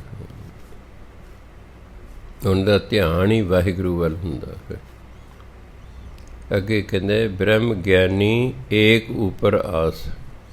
ਸਾਨੂੰ ਤਾਂ ਕਈਆਂ 'ਤੇ ਆਸ ਹੁੰਦੀ ਹੈ, ਕਿਸੇ ਨੂੰ ਮਨਿਸਟਰ 'ਤੇ ਹੁੰਦੀ ਹੈ, ਕਿਸੇ ਨੂੰ ਕਿਸੇ ਅਫਸਰ 'ਤੇ ਹੁੰਦੀ ਹੈ, ਕਿਸੇ ਨੂੰ ਕਿਸੇ ਦੋਸਤ ਮਿੱਤਰ 'ਤੇ ਹੁੰਦੀ ਹੈ, ਕਿਸੇ ਨੂੰ ਭਰਾ 'ਤੇ ਹੁੰਦੀ ਹੈ। ਬ੍ਰਹਮ ਗਿਆਨ ਦੀ ਇੱਕ ਪਰਮਾਤਮਾ 'ਤੇ ਹੀ ਆਸ ਹੁੰਦੀ ਹੈ ਬਸ। ਉਹ ਹੋਰ ਕਿਸੇ ਤੋਂ ਮੰਗਦਾ ਹੀ ਨਹੀਂ ਹੈਗਾ, ਨਾ ਹੋਰ ਕਿਸੇ ਨੂੰ ਬੇਨਤੀ ਕਰੇ, ਨਾ ਹੋਰ ਕਿਸੇ ਦੇ ਅੱਗੇ ਹੱਥ ਜੋੜੇ। ਉਹ ਜੋ ਮੰਗਦਾ ਰੱਬ ਤੋਂ ਮੰਗਦਾ ਹੈ। ਜਿਵੇਂ ਇੱਕ ਵਾਰੀ ਭਾਈ ਸਾਹਿਬ ਭਾਈ ਰਘਵੀਰ ਸਿੰਘ ਜੀ ਵੀਰ ਹੋਏ ਨੇ ਕਲਕੱਤੇ ਦੇ, ਬਹੁਤ ਉੱਚੀ ਆਤਮਿਕ ਅਵਸਥਾ ਵਾਲੇ ਗੁਰਮੁਖ ਪਿਆਰੇ ਹੋਏ ਨੇ। ਬੜੀਆਂ ਉਹਨਾਂ ਵਧੀਆ ਕਿਤਾਬਾਂ ਲਿਖੀਆਂ ਹੋਈਆਂ ਨੇ। ਉਹਨਾਂ ਨੇ ਕਿਵੇਂ ਪਰਮਾਤਮਾ ਦੀ ਪ੍ਰਾਪਤੀ ਕੀਤੀ, ਕਿਵੇਂ ਬ੍ਰਹਮ ਗਿਆਨ ਪ੍ਰਾਪਤ ਕੀਤਾ, ਉਹਨਾਂ ਸਗੋਂ ਸਾਰਾ ਲਿਖਿਆ, ਕੋਈ ਛੁਪਾਇਆ ਨਹੀਂ ਉਹਨਾਂ ਨੇ। ਉਹਨਾਂ ਨੇ ਦੱਸਿਆ ਸਾਨੂੰ ਕਿਵੇਂ ਅਸੀਂ ਕੀ ਕਰਦੇ ਰਹੇ ਅਤੇ ਕਿਵੇਂ ਸਾਨੂੰ ਪ੍ਰਾਪਤੀ ਹੋਈ। ਉਹ ਕਹਿੰਦੇ ਮੈਂ ਕਿਉਂਕਿ ਪ੍ਰੋਫੈਸਰ ਵੀ ਲੱਗੇ ਸਨ ਇੰਗਲਿਸ਼ ਦੇ ਕਲਕੱਤਾ ਜਿਹਨੂੰ ਕਹਿੰਦੇ, ਮੈਂ ਕਲਕੱਤੇ ਕਹਿੰਦਾ ਸੂਟਡ ਬੂਟਡ ਟਰਾਈ ਲਾਈ ਹੋਈ ਹੈ, ਸ਼ਾਮ ਨੂੰ ਸੈਰ ਕਰ ਰਿਹਾ। ਇੱਕ ਸਾਧੂ ਰੂਪ ਮੰਗਤਾ ਮੇਰੇ ਕੋਲ ਆਇਆ, ਕਹੇ ਜੀ ਮੈਨੂੰ 2 ਪੈਸੇ ਦੇ ਦਿਓ। ਭਲੇ ਜ਼ਮਾਨੇ ਸਨ। ਮੈਂ ਕਿਹਾ ਵੀ ਤੂੰ ਕੀ ਕਰੇਂਗਾ? ਕਹਿੰਦਾ ਉਹ ਸਾਹਮਣੇ ਹੋਟਲ ਹੈ, ਮੈਂ ਰੋਟੀ ਲੈ ਕੇ ਖਾਵਾਂਗਾ। ਮੈਂ ਕਹਿੰਦਾ ਉਹਨੂੰ 2 ਪੈਸੇ ਦੇ ਦਿੱਤੇ। ਉਹਨੇ ਗਿਆ ਸਾਹਮਣੇ ਹੋਟਲ 'ਤੇ, ਰੋਟੀ ਖਰੀਦੀ ਹੈ ਅਤੇ ਸੜਕ ਦੇ ਕੰਢੇ 'ਤੇ ਆ ਕੇ ਖਾਣ ਲੱਗ ਪਏ ਬਹਿ ਕੇ। ਅਗਲੇ ਦਿਨ ਕੁਦਰਤੀ ਉੱਥੋਂ ਲੰਘਾ ਮੈਨੂੰ ਵੇਖ ਕੇ ਕਹਿੰਦਾ ਵੀ ਸਰਦਾਰ ਜੀ ਮੈਨੂੰ ਦੋ ਪੈਸੇ ਦਿਓ। ਮੈਂ ਸੋਚਿਆ ਵੀ ਨਾ ਆਨਾ ਦੇ ਦੇਣਾ, ਵੀ 4 ਪੈਸੇ ਦੇ ਕੱਲ੍ਹ ਨੂੰ ਵੀ ਕੰਮ ਆਏਗਾ। ਮੈਂ ਉਹਨੂੰ 4 ਪੈਸੇ ਦਿੱਤੇ। ਉਹਨੇ 2 ਪੈਸੇ ਰੱਖੇ, 2 ਪੈਸੇ ਸੁੱਟਦੇ। ਮੈਂ ਕਿਹਾ ਉਹਨੂੰ ਵੀ ਤੂੰ ਇਹ ਪੈਸੇ ਸੁੱਟ ਕਿਉਂ ਦਿੱਤੇ? ਮੇਰੇ ਵੱਲ ਕੌੜੀ ਨਿਗਾਹ ਵੱਲ ਤੱਕਿਆ ਹੋ। ਕਹਿੰਦਾ ਜਿਸ ਪਰਮਾਤਮਾ ਨੇ ਮੈਨੂੰ ਅੱਜ 2 ਪੈਸੇ ਦਿੱਤੇ ਨੇ, ਕੀ ਉਹ ਕੱਲ੍ਹ ਨੂੰ ਨਹੀਂ ਦੇਵੇਗਾ? ਕੀ ਕੱਲ੍ਹ ਨੂੰ ਪਰਮਾਤਮਾ ਮਰ ਜਾਏਗਾ? ਕਹਿੰਦਾ ਮੈਂ ਹੱਕਾ ਬੱਕਾ ਰਹਿ ਗਿਆ ਵੀ ਮੇਰਾ ਅਜੇ ਤੱਕ ਇਹਨਾਂ ਵਿਸ਼ਵਾਸ ਨਹੀਂ ਬੱਝਿਆ ਜਿਹਨੂੰ ਮੇਰੇ 2 ਪੈਸੇ ਸੁੱਟਦੇ, 2 ਰੱਖ ਲਏ। ਅਤੇ ਮੈਨੂੰ ਕਹਿੰਦਾ ਮੂਰਖ। ਕਹਿੰਦਾ ਮੂਰਖ ਉਰਦੂ 'ਚ ਬੋਲਿਆ, क्या तुम सोचते हो कल को भगवान मर जाएगा? जिसने आज मुझे 2 पैसे दिए वो कल को भी देगा। तो मैं कहते चुप करके लंघ गया। अगले दिन मैं फिर आया, मैं बड़ा उन्होंने ढूंढिया, वो मैनू किते नहीं मिलिया। शायद कहते कोई ऐसी रूह सी जिहड़ी मैनू दस्सण आई होवे कि ਜਿਹੜਾ ਪਰਮਾਤਮਾ ਅੱਜ ਤੈਨੂੰ ਖਾਣ ਨੂੰ ਦਿੰਦਾ ਉਹ ਕੱਲ੍ਹ ਨੂੰ ਵੀ ਦੇਵੇਗਾ। ਸਿਰ ਲੋੜ ਤੇ ਵਿਸ਼ਵਾਸ ਦੀ ਹੈ, ਜ਼ਰੂਰਤ ਤੇ ਵਿਸ਼ਵਾਸ ਦੀ ਹੈ। ਤੀਸਰੇ ਪਾਤਸ਼ਾਹ 100% ਵਿਸ਼ਵਾਸ ਸੀ ਕਿ ਜਿਹੜਾ ਪਰਮਾਤਮਾ ਅੱਜ ਦਿੰਦਾ ਉਹ ਕੱਲ੍ਹ ਨੂੰ ਵੀ ਦੇਵੇਗਾ।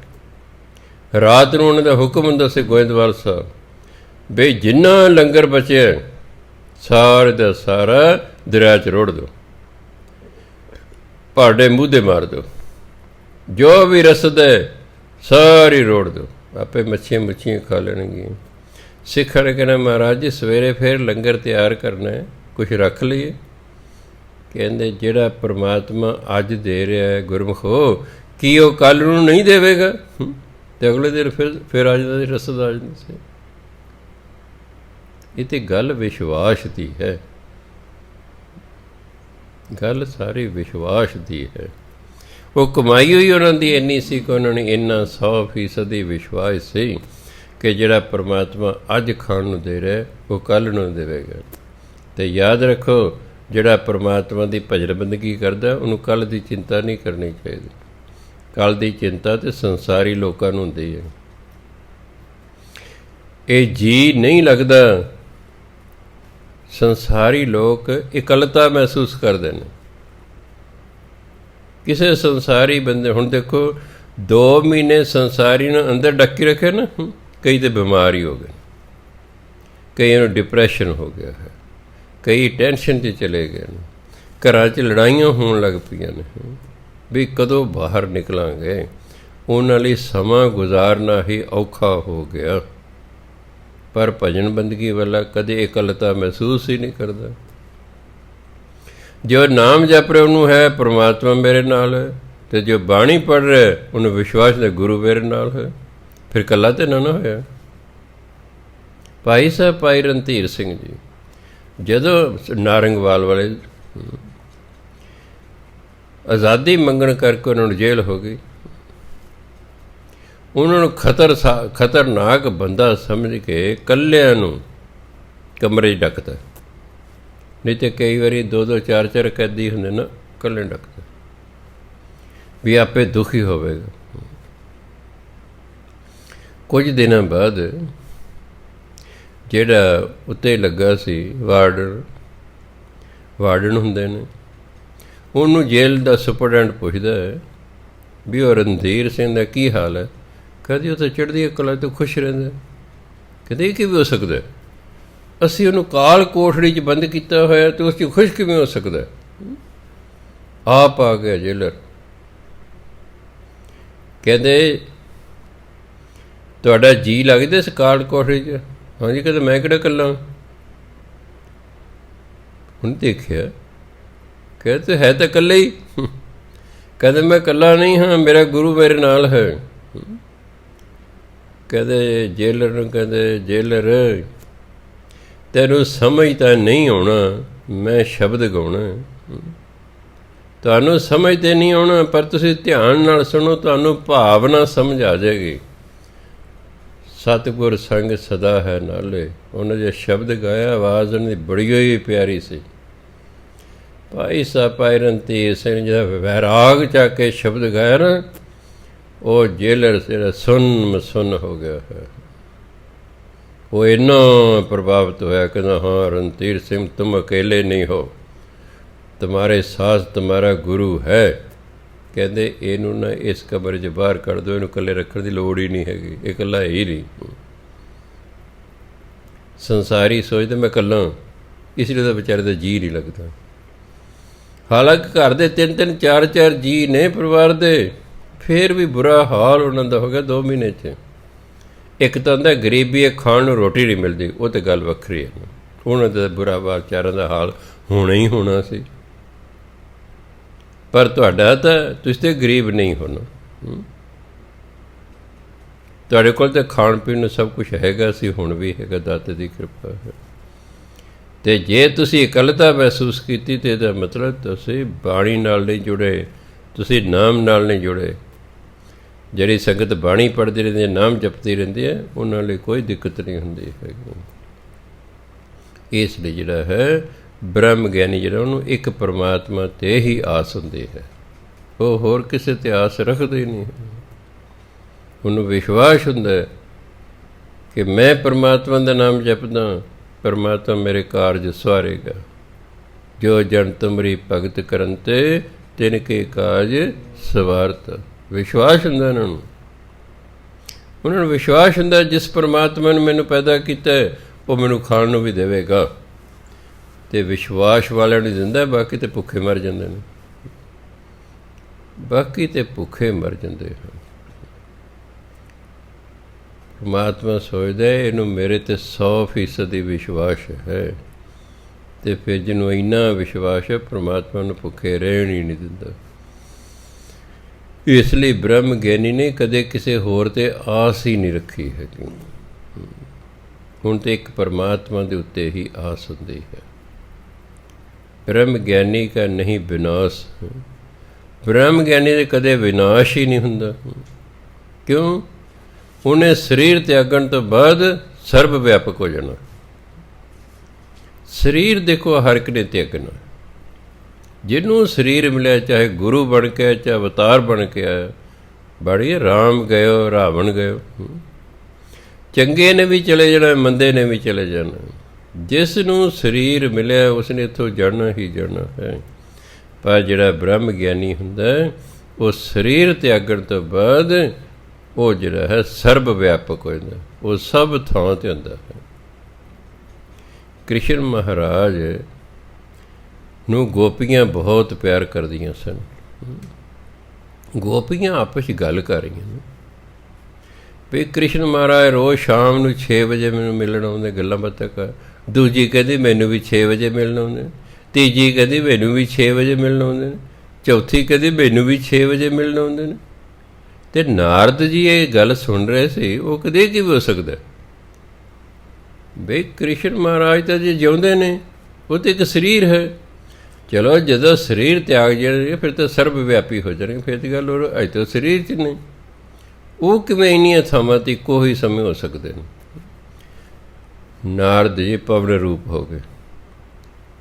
ਅਗਲੇ ਦਿਨ ਪਹਿਲੀ ਗਏ ਗਵਾਲਨ ਗੋਪੀ ਦੇ ਘਰ, ਉਹਨਾਂ ਨੇ ਗਵਾਲਨ ਨੂੰ ਨਹੀਂ ਦੱਸ ਰਿਹਾ ਕਿਉਂਕਿ ਸੂਖਮ ਹੋ ਗਏ। ਉਹ ਕੀ ਦੇਖਦੇ ਨੇ, ਕ੍ਰਿਸ਼ਨ ਮਹਾਰਾਜ ਉੱਥੇ ਬੈਠੇ ਗੱਲਾਂ ਕਰਨ। ਅਗਲੀ ਗੋਪੀ ਦੇ ਘਰ ਗਏ, ਉੱਥੇ ਕ੍ਰਿਸ਼ਨ ਮਹਾਰਾਜ ਬੈਠੇ ਗੱਲਾਂ ਕਰਨ। ਅਗਲੀ ਗੋਪੀ ਦੇ ਗਏ, ਉੱਥੇ ਬੈਠੇ। ਅਗਲੀ ਦੇ ਗਏ, ਉੱਥੇ ਬੈਠੇ। ਫਿਰ ਪਤਾ ਲੱਗਿਆ ਕਿ ਬ੍ਰਹਮ ਗਿਆਨੀ ਚਾਹੇ ਸਰੀਰ ਦੇ ਵਿੱਚ ਹੈ ਅਤੇ ਚਾਹੇ ਸਰੀਰ ਤਿਆਗਿਆ, ਉਹ ਸਰਬ ਵਿਆਪੀ ਹੁੰਦਾ ਹੈ। ਉਹ ਇੱਕੋ ਹੀ ਸਮੇਂ ਕਈ ਥਾਵਾਂ 'ਤੇ ਜਾ ਸਕਦਾ ਹੈ। ਉਹ ਇੱਕੋ ਹੀ ਸਮੇਂ ਕਈ ਥਾਵਾਂ। ਹੁਣ ਮੰਨ ਲਓ ਪੰਚਮ ਪਾਤਸ਼ਾਹ ਦਾ ਸ਼ਹੀਦੀ ਦਿਵਸ ਹੈ। ਹੁਣ ਤਾਂ ਥੋੜ੍ਹਾ ਔਖਾ ਹੋ ਗਿਆ, ਗੁਰਦੁਆਰੇ ਬੰਦ ਕੀਤੇ ਹੋਏ ਹਨ ਸਰਕਾਰ ਨੇ। 4-5 ਬੰਦਿਆਂ ਤੋਂ ਵੱਧ ਇਕੱਠ ਨਹੀਂ ਕਰ ਸਕਦੇ। ਹੋ ਸਕਦਾ ਕਈ ਥਾਵਾਂ 'ਤੇ ਮਨਾਏ ਨਾ ਜਾਂਦਾ ਹੈ। ਜਦੋਂ ਸਭ ਕੁਝ ਠੀਕ ਸੀ, ਲੱਖਾਂ ਗੁਰਦੁਆਰਿਆਂ ਦੇ ਵਿੱਚ ਇੱਕੋ ਹੀ ਦਿਨ ਸ਼ਹੀਦੀ ਦਿਵਸ ਮਨਾਇਆ ਜਾ ਰਿਹਾ ਹੈ। ਤੇ ਨਹੀਂ ਕਿ ਗੁਰੂ ਅਰਜਨ ਦੇਵ ਮਹਾਰਾਜ ਸਿਰਫ ਹਰਿਮੰਦਰ ਸਾਹਿਬ ਹੀ ਬੈਠੇ ਹੋਣਗੇ। ਉਹ ਤਾਂ ਜਿਹੜਾ ਵੀ ਪ੍ਰਬੰਧਕ ਕਮੇਟੀ ਜਾਂ ਕੋਈ ਗੁਰਮੁਖ ਪਿਆਰਾ ਉਹਨਾਂ ਨੂੰ ਦਿਲੋਂ ਪਿਆਰ ਕਰਦਾ ਹੈ, ਉਹ ਤਾਂ ਉਹ ਸਭ ਥਾਂ 'ਤੇ ਨੇ। ਉਹ ਤਾਂ ਸਾਰੇ ਗੁਰਦੁਆਰੇ 'ਚ ਹੀ ਹੁੰਦੇ ਨੇ। ਆਪਾਂ ਨੂੰ ਦਿਸਣ ਨਾ ਦਿਸਣ ਉਹ ਗੱਲ ਵੱਖਰੀ ਹੁੰਦੀ ਹੈ। ਉਹ ਸਰਬ ਵਿਆਪੀ ਹੋ ਜਾਂਦੇ ਹਨ। ਇਸ ਲਈ ਉਹਨਾਂ ਦਾ ਕਦੇ ਵਿਨਾਸ਼ ਨਹੀਂ ਹੁੰਦਾ, ਉਹਨਾਂ ਦਾ ਕਦੇ ਨਾਸ਼ ਨਹੀਂ ਹੁੰਦਾ। ਉਹ ਸਦਾ ਰਹਿੰਦੇ ਨੇ। ਬ੍ਰਹਮ ਗਿਆਨੀ ਕਹਿ ਗਰੀਬੀ ਸਮਾਹ। ਇੱਕ ਤਾਂ ਗਰੀਬੀ ਆ ਹੁੰਦੀ ਜਿਹਨੂੰ ਇੰਗਲਿਸ਼ ਕਹਿੰਦੇ ਪਾਵਰਟੀ, ਵੀ ਪੈਸਾ ਕੋਲ ਕੋਈ ਨਹੀਂ। ਜਿਹਨੂੰ ਜਿਹੜਾ ਹੈ ਸਰਵੇ ਹੋਇਆ ਕਿ ਭਾਰਤ ਦੀ 135 ਕਰੋੜ ਦੀ ਆਬਾਦੀ ਹੈ। 135 ਕਰੋੜ। ਅਖਬਾਰ 'ਚ ਲਿਖਿਆ ਸੀ 80 ਕਰੋੜ ਲੋਕ ਅਜਿਹੇ ਨੇ ਜਿਨ੍ਹਾਂ ਕੋਲੇ ਖਾਣ ਪੀਣ ਨੂੰ ਵਾਹ ਹੈ, ਪਰ 45 ਕਰੋੜ ਲੋਕ ਐਸੇ ਨੇ ਜੇ ਰੋਜ਼ ਕਮਾ ਕੇ ਖਾਂਦੇ ਨੇ। ਉਹ ਰੋਜ਼ ਕਮਾ ਕੇ ਖਾਂਦੇ ਨੇ, ਉਹਨਾਂ ਕੋਲੇ ਪੈਸੇ ਜਮ੍ਹਾਂ ਨਹੀਂ ਹੁੰਦੇ, ਉਹਨਾਂ ਕੋਲੇ ਪੈਸੇ ਨਹੀਂ। ਇੱਕ ਤਾਂ ਇਹ ਗਰੀਬੀ ਹੈ, ਇੱਕ ਮਨ ਦੀ ਗਰੀਬੀ ਹੁੰਦੀ ਹੈ, ਨਿਮਰਤਾ ਜਿਹਨੂੰ ਕਹਿੰਦੇ, ਨਿਮਰਤਾ ਹੈ। ਬ੍ਰਹਮ ਗਿਆਨੀ ਕੇ ਗਰੀਬੀ ਸਮਾਹ। ਬ੍ਰਹਮ ਗਿਆਨੀ ਦੇ ਅੰਦਰ ਤਾਂ ਨਿਮਰਤਾ ਹੁੰਦੀ ਹੈ, ਉਹਦੇ ਅੰਦਰ ਨਿਮਰਤਾ ਹੁੰਦੀ ਹੈ। ਬ੍ਰਹਮ ਗਿਆਨੀ ਪਰਉਪਕਾਰ ਉਮਾਹ। ਪਰਉਪਕਾਰ ਇੱਕ ਹੁੰਦਾ ਉਪਕਾਰ, ਉਹਦਾ ਆਪਣਾ ਭਲਾ ਕਰਨਾ। ਪਰ ਹੁੰਦਾ ਦੂਜਿਆਂ ਦਾ। ਪਰਉਪਕਾਰ ਜਿਹੜਾ ਦੂਜਿਆਂ ਦਾ ਭਲਾ ਕਰੇ। ਉਮਾਹ ਹੁੰਦਾ ਚਾਅ। ਕਈ ਵਾਰੀ ਆਪਾਂ ਨੂੰ ਕਿਸੇ ਕੰਮ ਦਾ ਬੜਾ ਚਾਅ ਹੁੰਦਾ ਹੈ, ਆਪਾਂ ਉਸ ਕੰਮ ਨੂੰ ਬੜੇ ਚਾਅ ਨਾਲ ਕਰਦੇ ਹਾਂ, ਉਹ ਹੁੰਦਾ ਉਮਾਹ। ਬ੍ਰਹਮ ਗਿਆਨੀ ਦੇ ਮਨ 'ਚ ਨਾ ਪਰਉਪਕਾਰ ਕਰਨ ਦਾ ਬੜਾ ਚਾਅ ਹੁੰਦਾ, ਮੈਂ ਲੋਕਾਂ ਦਾ ਭਲਾ ਕਰਾਂ, ਉਹਨਾਂ ਨੂੰ ਚਾਅ ਹੁੰਦਾ। ਉਹ ਬੱਝੇ ਰੁੱਝੇ ਨਹੀਂ ਭਲਾ ਕਰਦੇ, ਉਹਨਾਂ ਦਾ ਚਾਅ ਹੈ, ਉਹਨਾਂ ਨੂੰ ਇਸ ਗੱਲ ਦਾ ਸ਼ੌਕ ਹੈ ਕਿ ਮੈਂ ਦੂਜਿਆਂ ਦਾ ਭਲਾ ਕਰਾਂ। ਬ੍ਰਹਮ ਗਿਆਨੀ ਕਹਿ ਨਾ ਹੀ ਧੰਦਾ। ਸਾਨੂੰ ਤਾਂ ਬੜੇ ਝੰਜਟ ਨੇ ਸੰਸਾਰਕ, ਬੜੇ ਸੰਸਾਰਕ ਧੰਦਿਆਂ 'ਚ ਬੰਦਾ ਫਸਿਆ ਹੋਇਆ ਹੈ। ਹੁਣ ਚੋਰ ਚੋਰੀ ਕਰ ਰਿਹਾ, ਉਹ ਵੀ ਇੱਕ ਧੰਦਾ ਹੈ। ਲੁੱਟਾਂ ਖੋਹਾਂ ਕਰਨਾ, ਲੁੱਟਾਂ ਖੋਹਾਂ ਕਰ ਰਿਹਾ, ਉਹ ਵੀ ਧੰਦੇ 'ਚ ਫਸਿਆ ਹੋਇਆ ਹੈ। ਰਿਸ਼ਵਤ ਰਿਸ਼ਵਤਾਂ ਲੈ ਰਿਹਾ, ਉਹ ਵੀ ਧੰਦੇ 'ਚ ਫਸਿਆ ਹੋਇਆ ਹੈ। ਇਹ ਸੰਸਾਰਕ ਧੰਦੇ, ਸੰਸਾਰਕ ਝੰਜਟ। ਬ੍ਰਹਮ ਗਿਆਨੀ ਨੇ ਸੰਸਾਰਕ ਝੰਜਟਾਂ 'ਚ ਹੁੰਦਾ ਹੀ ਨਹੀਂ ਹੈ। ਬ੍ਰਹਮ ਗਿਆਨੀ ਕਿ ਨਾ ਹੀ ਧੰਦਾ, ਉਹਨੂੰ ਕੋਈ ਸੰਸਾਰਕ ਝੰਜਟ ਨਹੀਂ ਹੁੰਦਾ, ਕਿਉਂਕਿ ਕੁਛ ਗਲਤ ਕਰਨਾ ਹੀ ਨਹੀਂ ਹੁੰਦਾ। ਨੰਬਰ 2, ਉਹਦੇ ਜੀਵਨ ਬੜਾ ਸਿੰਪਲ ਹੁੰਦਾ ਹੈ, ਉਹਨੂੰ ਬਹੁਤੇ ਧਨ ਦੀ ਲੋੜ ਹੀ ਨਹੀਂ ਹੁੰਦੀ, ਉਹਨੂੰ ਬਹੁਤੇ ਧਨ ਦੀ ਲੋੜ ਹੀ ਨਹੀਂ ਹੁੰਦੀ। ਉਹ ਕਦੇ ਤਾਂ ਨਹੀਂ ਢਕਣੇ, ਤੈਨੂੰ ਕੱਪੜੇ ਹੀ ਬਹੁਤ ਨੇ।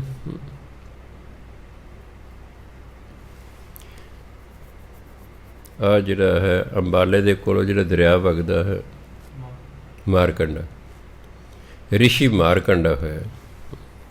ਹਿੰਦੂ ਧਰਮ ਅਨੁਸਾਰ ਕਹਿੰਦੇ ਉਹਦੀ 10,000 ਸਾਲ ਉਮਰ ਸੀ।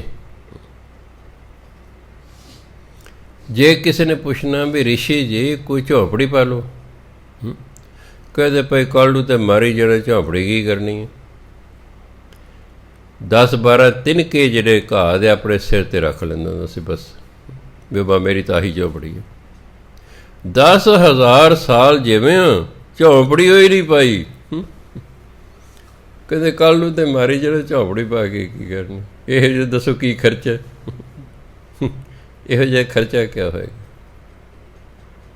ਸਿੰਪਲ ਜੀਵਨ ਹੁੰਦਾ ਹੈ। ਅਸੀਂ ਤਾਂ ਲੋਕਾਂ ਨੂੰ ਵਿਖਾਉਣਾ ਹੁੰਦਾ ਹੈ। ਜਦੋਂ ਅਸੀਂ ਲੋਕਾਂ ਨੂੰ ਵਿਖਾਉਂਦੇ ਹਾਂ, ਫਿਰ ਕੁਝ ਲੋਕ ਜਲਦੇ ਨੇ, ਅਤੇ ਜਿਹੜੇ ਜਲਦੇ ਨੇ ਸਮਾਂ ਆਉਣ 'ਤੇ ਉਹ ਸਾਨੂੰ ਜਲਾਉਂਦੇ ਨੇ।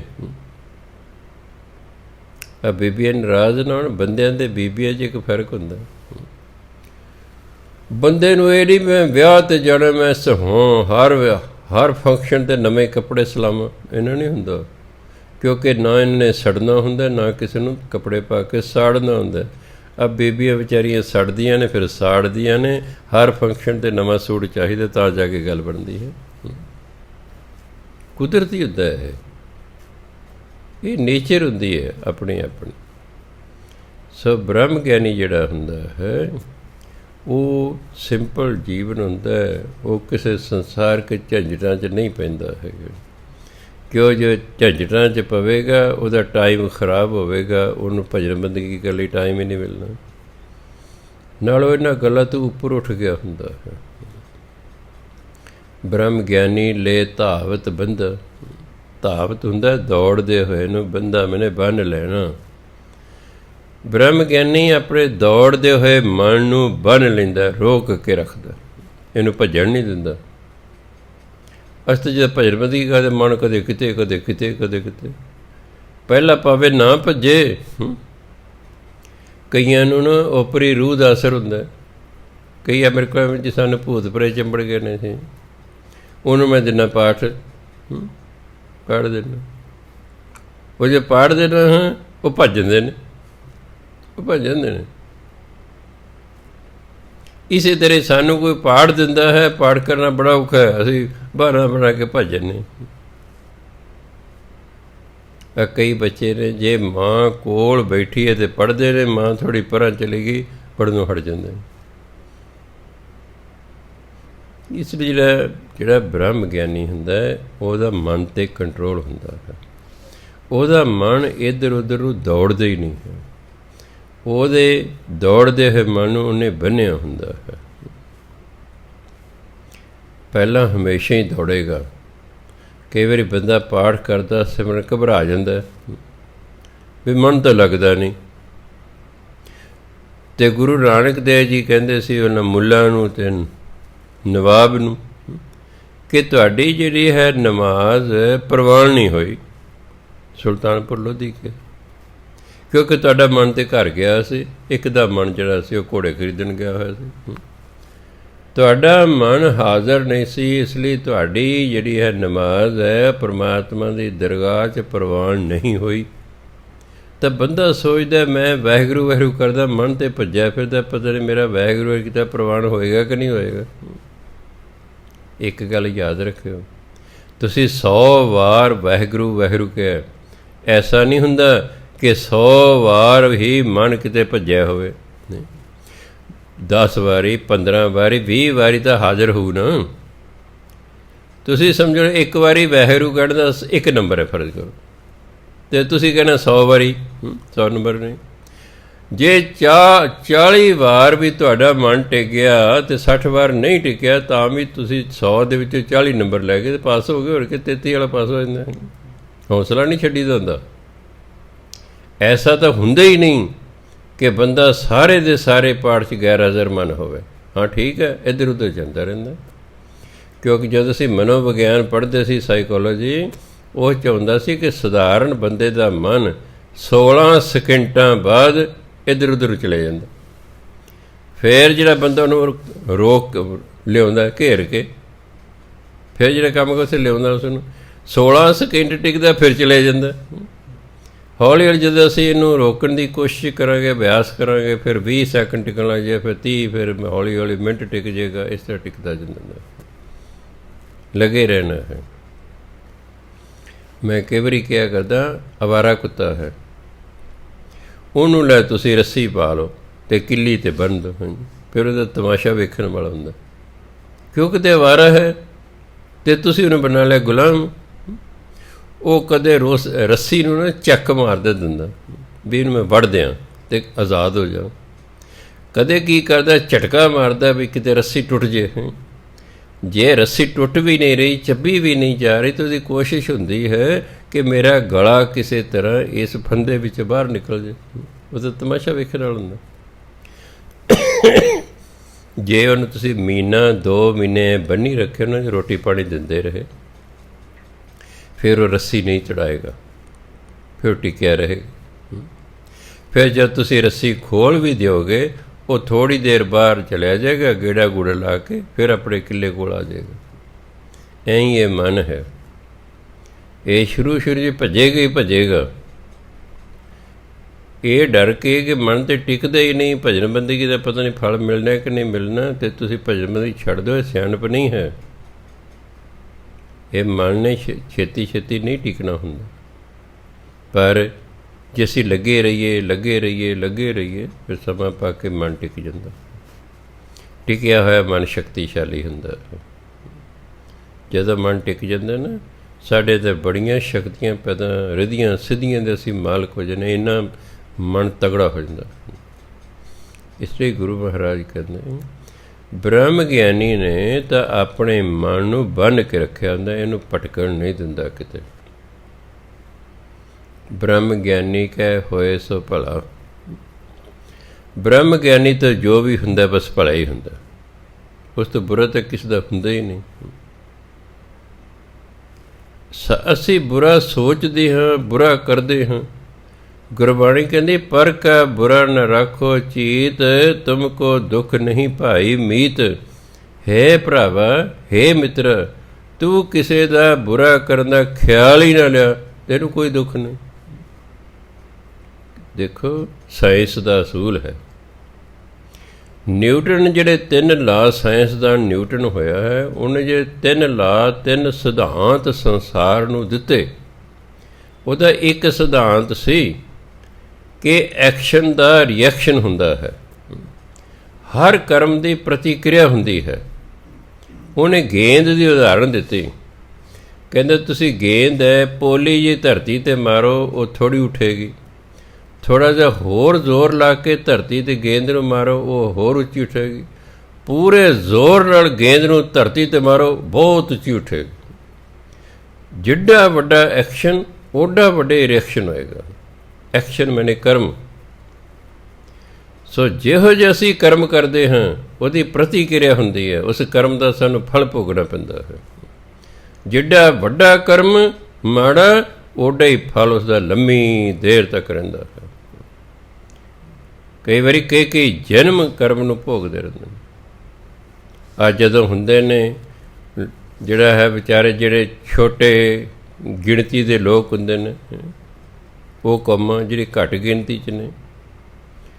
ਕਈ ਵਾਰੀ ਰਾਜ ਜ਼ਾਲਮਾਂ ਦਾ ਆ ਜਾਂਦਾ ਹੈ, ਉਹ ਘੱਟ ਗਿਣਤੀਆਂ ਨੂੰ ਮਾਰਨਾ ਸ਼ੁਰੂ ਕਰ ਦਿੰਦੇ ਨੇ, ਬਿਨਾਂ ਕਿਸੇ ਕਾਰਨ ਦੇ ਆਪਣਾ ਰੋਹ ਪਾਉਣ ਲਈ ਵੀ ਸਾਡਾ ਰਾਜ ਹੈ। ਜਦੋਂ 1984 ਦੇ ਵਿੱਚ ਇੰਦਰਾ ਗਾਂਧੀ ਨੂੰ ਜਦੋਂ ਮਾਰਿਆ 2 ਸਿੱਖਾਂ ਨੇ, ਤਾਂ ਉਹਨਾਂ 2 ਸਿੱਖਾਂ ਨੂੰ ਤਾਂ ਚਲੋ ਸਜ਼ਾ ਦਿੱਤੀ ਜਾਣੀ ਚਾਹੀਦੀ, ਦਿੱਤੀ ਗਈ। ਜਿਹਨਾਂ ਦਾ ਕਸੂਰ ਹੈ ਉਹਨਾਂ ਨੂੰ ਸਜ਼ਾ ਮਿਲਣੀ ਚਾਹੀਦੀ ਹੈ। ਪਰ 3500 ਹੋਰ ਸਿੱਖ ਮਾਰ ਦਿੱਤਾ ਕਿ ਜਿਹਨਾਂ ਦਾ ਕੋਈ ਕਸੂਰ ਹੀ ਨਹੀਂ ਸੀ। ਹੁਣ ਜਿਨ੍ਹਾਂ ਨੇ ਟਾਇਰ ਪਾ ਪਾ ਕੇ ਸਿੱਖ ਮਾਰਿਆ, ਉਦੋਂ ਹੈ ਤੁਹਾਡਾ ਕੀ ਮਤਲਬ ਹੈ? ਜਦੋਂ ਮਰਨਗੇ ਫਿਰ ਉਹ ਜਿਹੜੇ ਨੇ ਜਿਨ੍ਹਾਂ ਮਾਰੇ, ਕੋਈ ਲੰਗੜਾ, ਕੋਈ ਲੂਲਾ, ਕੋਈ ਅੰਨਾ, ਕੋਈ ਕਾਣਾ, ਕੋਈ ਮੰਗਤਾ, ਇਸ ਤਰ੍ਹਾਂ ਪੈਦਾ ਹੋਣਗੇ ਔਰ ਕਈ ਜਨਮ ਤੱਕ ਹੁੰਦੇ ਰਹਿਣਗੇ। ਫਿਰ ਉਹਨਾਂ ਨੂੰ ਸਮਝ ਨਹੀਂ ਆਉਣਾ ਕਿ ਅਸੀਂ ਇੰਨੇ ਜਨਮਾਂ ਤੋਂ ਲੰਗੜੇ, ਲੂਲੇ, ਅੰਨੇ, ਕਾਣੇ, ਗਰੀਬ ਕਿਉਂ ਪੈਦਾ ਹੋਈ ਜਾ ਰਹੇ, ਕਿਉਂ ਵਿੰਗ ਤੜਿੰਗੇ ਜੇ ਪੈਦਾ ਹੋਈ ਜਾ ਰਹੇ ਹਨ। ਪਾਪ ਕਰਮ, ਜਿੱਡਾ ਵੱਡਾ ਪਾਪ ਕਰਮ, ਓਡੀ ਵੱਡੀ ਸਜ਼ਾ ਮਿਲਦੀ ਹੈ। ਜਿੱਡਾ ਵੱਡਾ ਐਕਸ਼ਨ, ਓਡਾ ਹੀ ਵੱਡਾ ਰਿਐਕਸ਼ਨ ਹੁੰਦਾ। ਇਹ ਸਾਇੰਸ ਦਾ ਅਸੂਲ ਹੈ। ਅਤੇ ਗੁਰਬਾਣੀ ਵੀ ਕਹਿੰਦੀ ਹੈ, ਜਿੱਡਾ ਵੱਡਾ ਕਰਮ, ਓਡੇ ਹੀ ਵੱਡੇ ਹੀ ਪ੍ਰਤੀਕਰਮ ਹੁੰਦਾ ਹੈ। ਸੋ ਬ੍ਰਹਮ ਗਿਆਨੀ ਜਿਹੜਾ ਹੁੰਦਾ, ਉਹ ਤਾਂ ਹੁੰਦਾ ਹੀ ਉਸ ਤੋਂ ਭਲਾ, ਉਸ ਤੋਂ ਬੁਰਾ ਹੁੰਦਾ ਹੀ ਨਹੀਂ ਹੈ। ਉਹਦੇ ਅੰਦਰ ਬੁਰਾਈ ਹੁੰਦੀ ਹੀ ਨਹੀਂ ਹੈ। ਬ੍ਰਹਮ ਗਿਆਨੀ ਕਹਿ ਹੋਏ ਸੋ ਭਲਾ। ਬ੍ਰਹਮ ਗਿਆਨੀ ਸਫਲ ਫਲਾ। ਬ੍ਰਹਮ ਗਿਆਨੀ ਫਲਦਾ ਫੁੱਲਦਾ ਹੈ।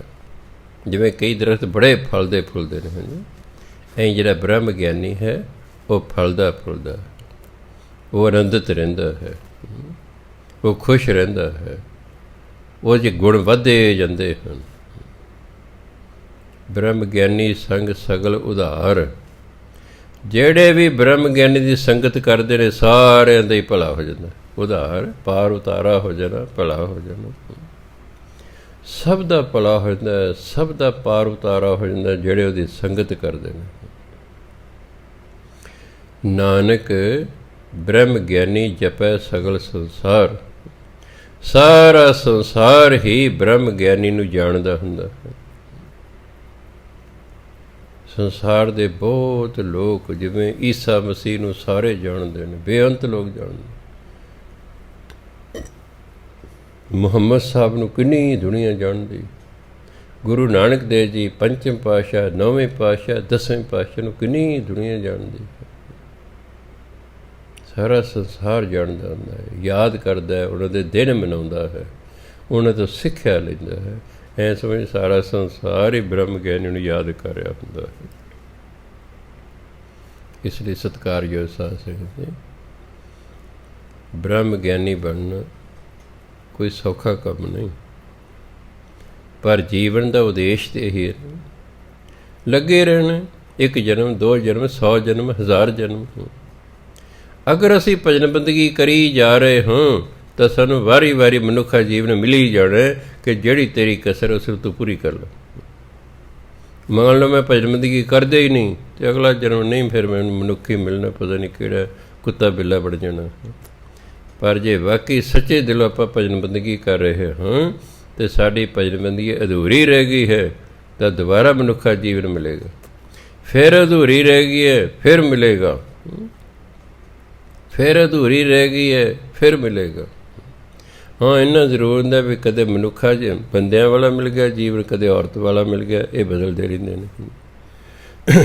ਕਈ ਵਾਰੀ ਕਈ 100 ਸਾਲ ਜਿਹੜਾ ਬੰਦਾ ਬੰਦਾ ਹੀ ਰਹਿੰਦਾ, ਔਰਤ ਹੀ ਰਹਿੰਦੀ ਹੈ, ਅਤੇ ਕਈ ਵਾਰੀ ਚੇਂਜ ਹੋ ਜਾਂਦਾ। ਸਾਡੇ ਜਿਹੜਾ ਹੈ ਇੱਕ ਸਤਸੰਗੀ ਬੀਬੀ ਹੈ, ਉਹ ਪਿਛਲੇ ਜਨਮ 'ਚ ਮੁੰਡਾ ਸੀ।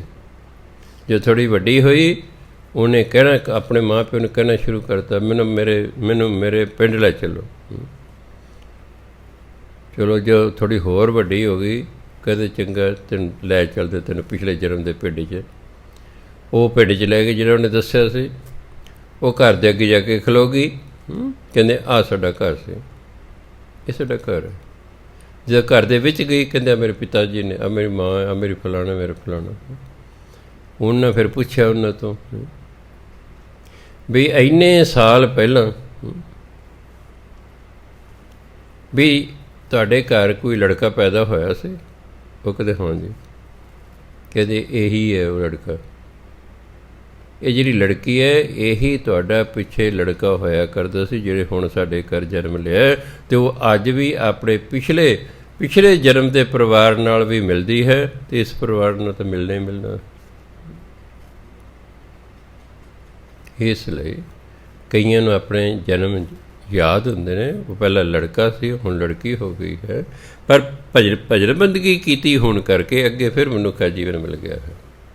ਇਸ ਲਈ ਭਜਨ ਬੰਦਗੀ ਕਰਦੇ ਰਹੀਦਾ ਤਾਂ ਜੋ ਸਾਨੂੰ ਮਨੁੱਖਾ ਜੀਵਨ ਮਿਲਦਾ ਰਹੇ। ਹਰ ਵਾਰ ਜਦੋਂ ਮਨੁੱਖਾ ਜੀਵਨ ਮਿਲੇਗਾ ਪਿਛਲੇ ਜੀਵਨ ਨਾਲ ਵਧੀਆ ਹੋਵੇਗਾ, ਬੈਟਰ ਹੋਵੇਗਾ। ਕਿਉਂ? ਪਿਛਲੇ ਜਨਮ 'ਚ ਕਮਾਈ ਕੀਤੀ ਉਹ ਨਾਲ ਆ ਗਈ ਹੈ, ਫਿਰ ਅਗਲੇ ਜਨਮ 'ਚ ਕੀਤੀ ਉਹ ਵਿੱਚ ਜਮ੍ਹਾਂ ਹੋ ਗਈ ਹੈ, ਉਹ ਅਗਲੇ ਜਨਮ ਚਲੀ ਗਈ ਹੈ। ਜਮ੍ਹਾਂ ਹੁੰਦੀ ਨਾਮ ਤਨ ਇਕੱਠਾ ਹੁੰਦਾ ਜਿੰਨਾ ਨਾਮ ਤਨ ਚਾਹੀਦਾ ਹੁੰਦਾ, ਅਤੇ ਉਸ 'ਤੇ ਜਾ ਕੇ ਪ੍ਰਾਪਤੀ ਨਹੀਂ ਹੁੰਦੀ। ਜਦੋਂ ਉਹ ਪ੍ਰਾਪਤੀ ਨਾਮ ਤਨ ਓਨਾ ਇਕੱਠਾ ਹੋ ਜਾਂਦਾ, ਬੰਦੇ ਨੂੰ ਪ੍ਰਾਪਤੀ ਹੋ ਜਾਂਦੀ ਹੈ ਅਤੇ ਉਹ ਬ੍ਰਹਮ ਗਿਆਨੀ ਹੋ ਜਾਂਦਾ, ਉਹ ਰੱਬ ਰੂਪ ਹੋ ਜਾਂਦਾ। ਜਿਹਨੂੰ ਬ੍ਰਹਮ ਦਾ ਰੱਬ ਦਾ ਗਿਆਨ ਹੋ ਜਾਏ, ਉਹ ਫਿਰ ਇੱਕ ਦਿਨ ਰੱਬ ਰੂਪ ਹੋ ਜਾਂਦਾ ਹੈ। ਸਤਿਕਾਰਯੋਗ ਸਾਧ ਸੰਗਤ ਜੀ, ਸਮਾਂ ਹੋ ਗਿਆ। ਵਾਹਿਗੁਰੂ ਜੀ ਕਾ ਖਾਲਸਾ, ਵਾਹਿਗੁਰੂ।